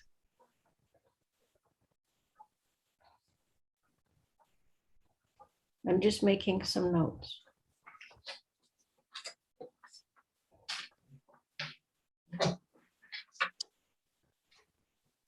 Okay, so then on the next page, it talks about how calls for mutual aid are made. And I think I understood a different answer from a witness yesterday. So if you can help clarify this for me, it would help. Is what you see here, these kinds of conditions for or procedures for mutual aid, is that kind of typical for mutual aid in your experience?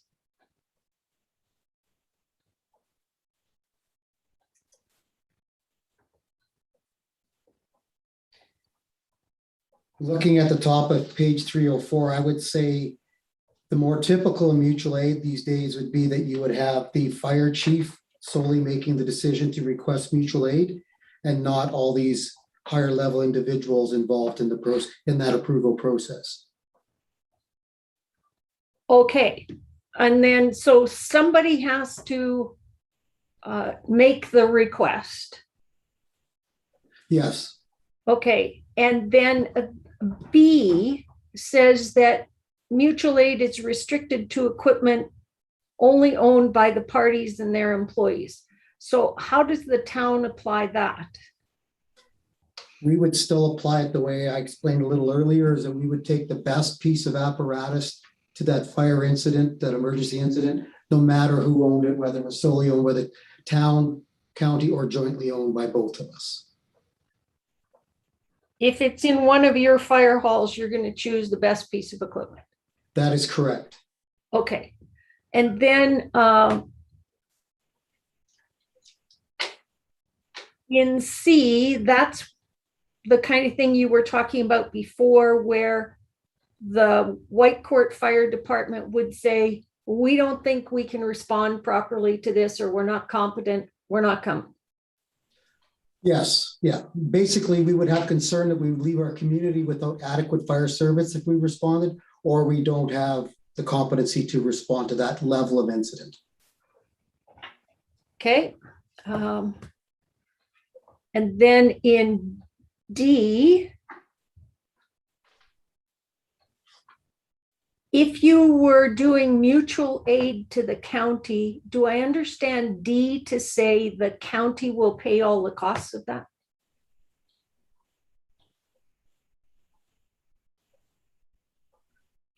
That's the way I would interpret that as well.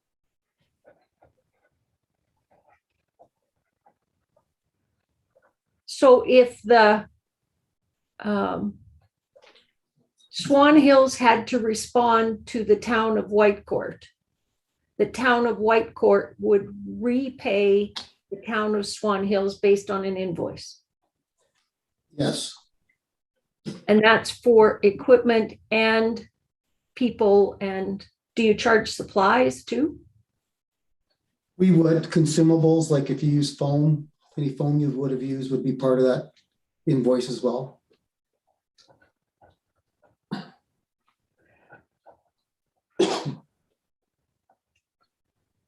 Now, you showed earlier a chart, a schedule from the province that if you go out and do a motor vehicle accident, it's so many dollars for X piece of equipment. Do you have something like that that you use for mutual aid?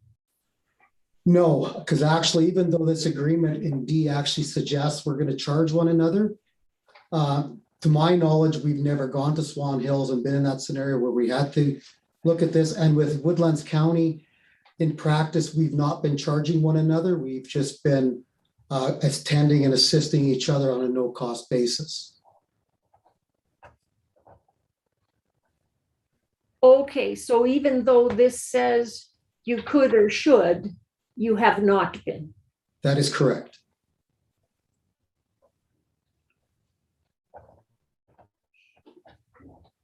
That clarifies that for me. Anything arising? Yes. Go ahead. Mr. Tim Shushin, and first of all, I just want to say thank you to Mr. Ward because I saw this agreement and then last night I could not find it. So thank you for locating it, or I guess both of you, Ms. House, you as well. This morning I couldn't relocate where it was. My understanding, Mr. Tim Shushin, with respect to the mutual aid agreements, and I know this one is dated, so it's got its language from that era, but if I look at page 303 under of the third part,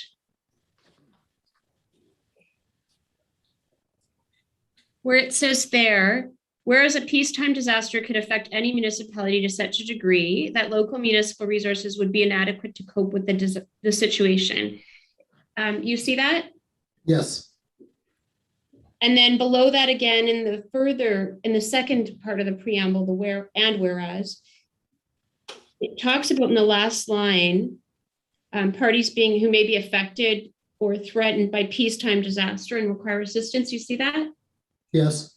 Is it your understanding, and I know you're not a firefighter, but I know that you're also administering the firefighter services. So to the best of your knowledge, isn't it the case that typically mutual aid agreements, when you would invoke those payment requirements, would be when the cost is substantive? Isn't this supposed to be the mutual aid practice is essentially as you've described it? You wouldn't charge each other unless there was something of a significant disaster. What I've seen is traditionally the mutual aid agreements, a lot of them have been on a no-cost basis to either party. What I have seen recently in reviewing some newer versions, I am starting to see ones where they do charge one another for mutual aid response, and they have an established fee schedule of costs for when they do have that response. Right, like a fee for service arrangement, correct? That is correct. Right, and ordinarily, historically, what they've been used for is essentially a state of emergency. For example, major floods or major fires, correct? Correct. Right, and then one team helps out the other team, right? That's correct. That's correct. Without cost. That's correct. Thank you. And that's all I have, Ms. House. Mr. Ward, was there anything arising from you? No, nothing arising. Thank you. Thanks. Mr. Tim Shushin, I want to thank you very much for spending all this time with us. Really appreciate it. You're free to go. Thank you very much. See you on Tuesday. Thanks. Have a good night.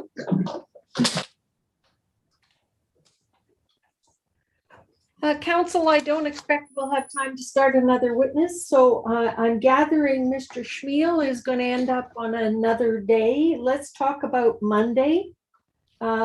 We have Kara Kennedy coming, and we're starting at 10 o'clock in the morning on Monday. And then at 1 o'clock, we're supposed to be dealing with Trent West. So will we have time to start Mr. Schmiel in the meantime between those two witnesses?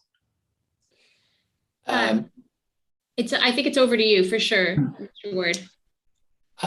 I anticipate, Ms. Howes, that I wouldn't take the full morning with Ms. Kennedy, but I'm also cognizant that there's probably a small period of time in between. One of the issues would be in preparing for the airport expert. It would be helpful to me to be able to speak to Mr. Schmiel, along with getting instructions on our position for some of the things we've talked about. If he was only going to start for, half an hour or an hour, I don't like to waste time, but I'm not sure how useful it is to start and stop his questioning. As well, Ms. Roberts had, expressed earlier that she wanted to examine Ms. Grande and Mr. Grande first. If we're not simply using a half hour, it seems to me that on Friday, we could then have the Grande's question as we'd originally scheduled. And unfortunately for Mr. Smeal here, it would be him coming back on September 2nd, presumably, which I think addresses my friend's concern about the order. Does that work for you, Ms. Roberts? I don't have any concerns. I was going to say if we had a concern about time, I'm prepared to start earlier and sit 1 hour longer on Monday, but I'm okay with what Mr. Ward has proposed alternatively as well.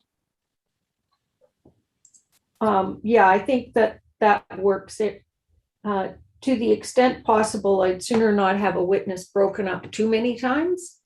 It just interrupts the flow for everybody, which tends to result in duplicate questions, et cetera. So, okay, so we're going to focus on Kara Kennedy on Monday and Trent West. And then next Friday, Adam Martin, the airport expert, Juan Grande and Chelsea Grande. Right. Correct. Okay, so then September 2nd, we have Chelsea Grande on as well. So would we start her on the 2nd to finish her before Mr. Schmiel starts? I think so, because Ms. Grande has 6 subject matters. And because I think the airport might take a little bit of time, I don't know that I'm going to be able to finish.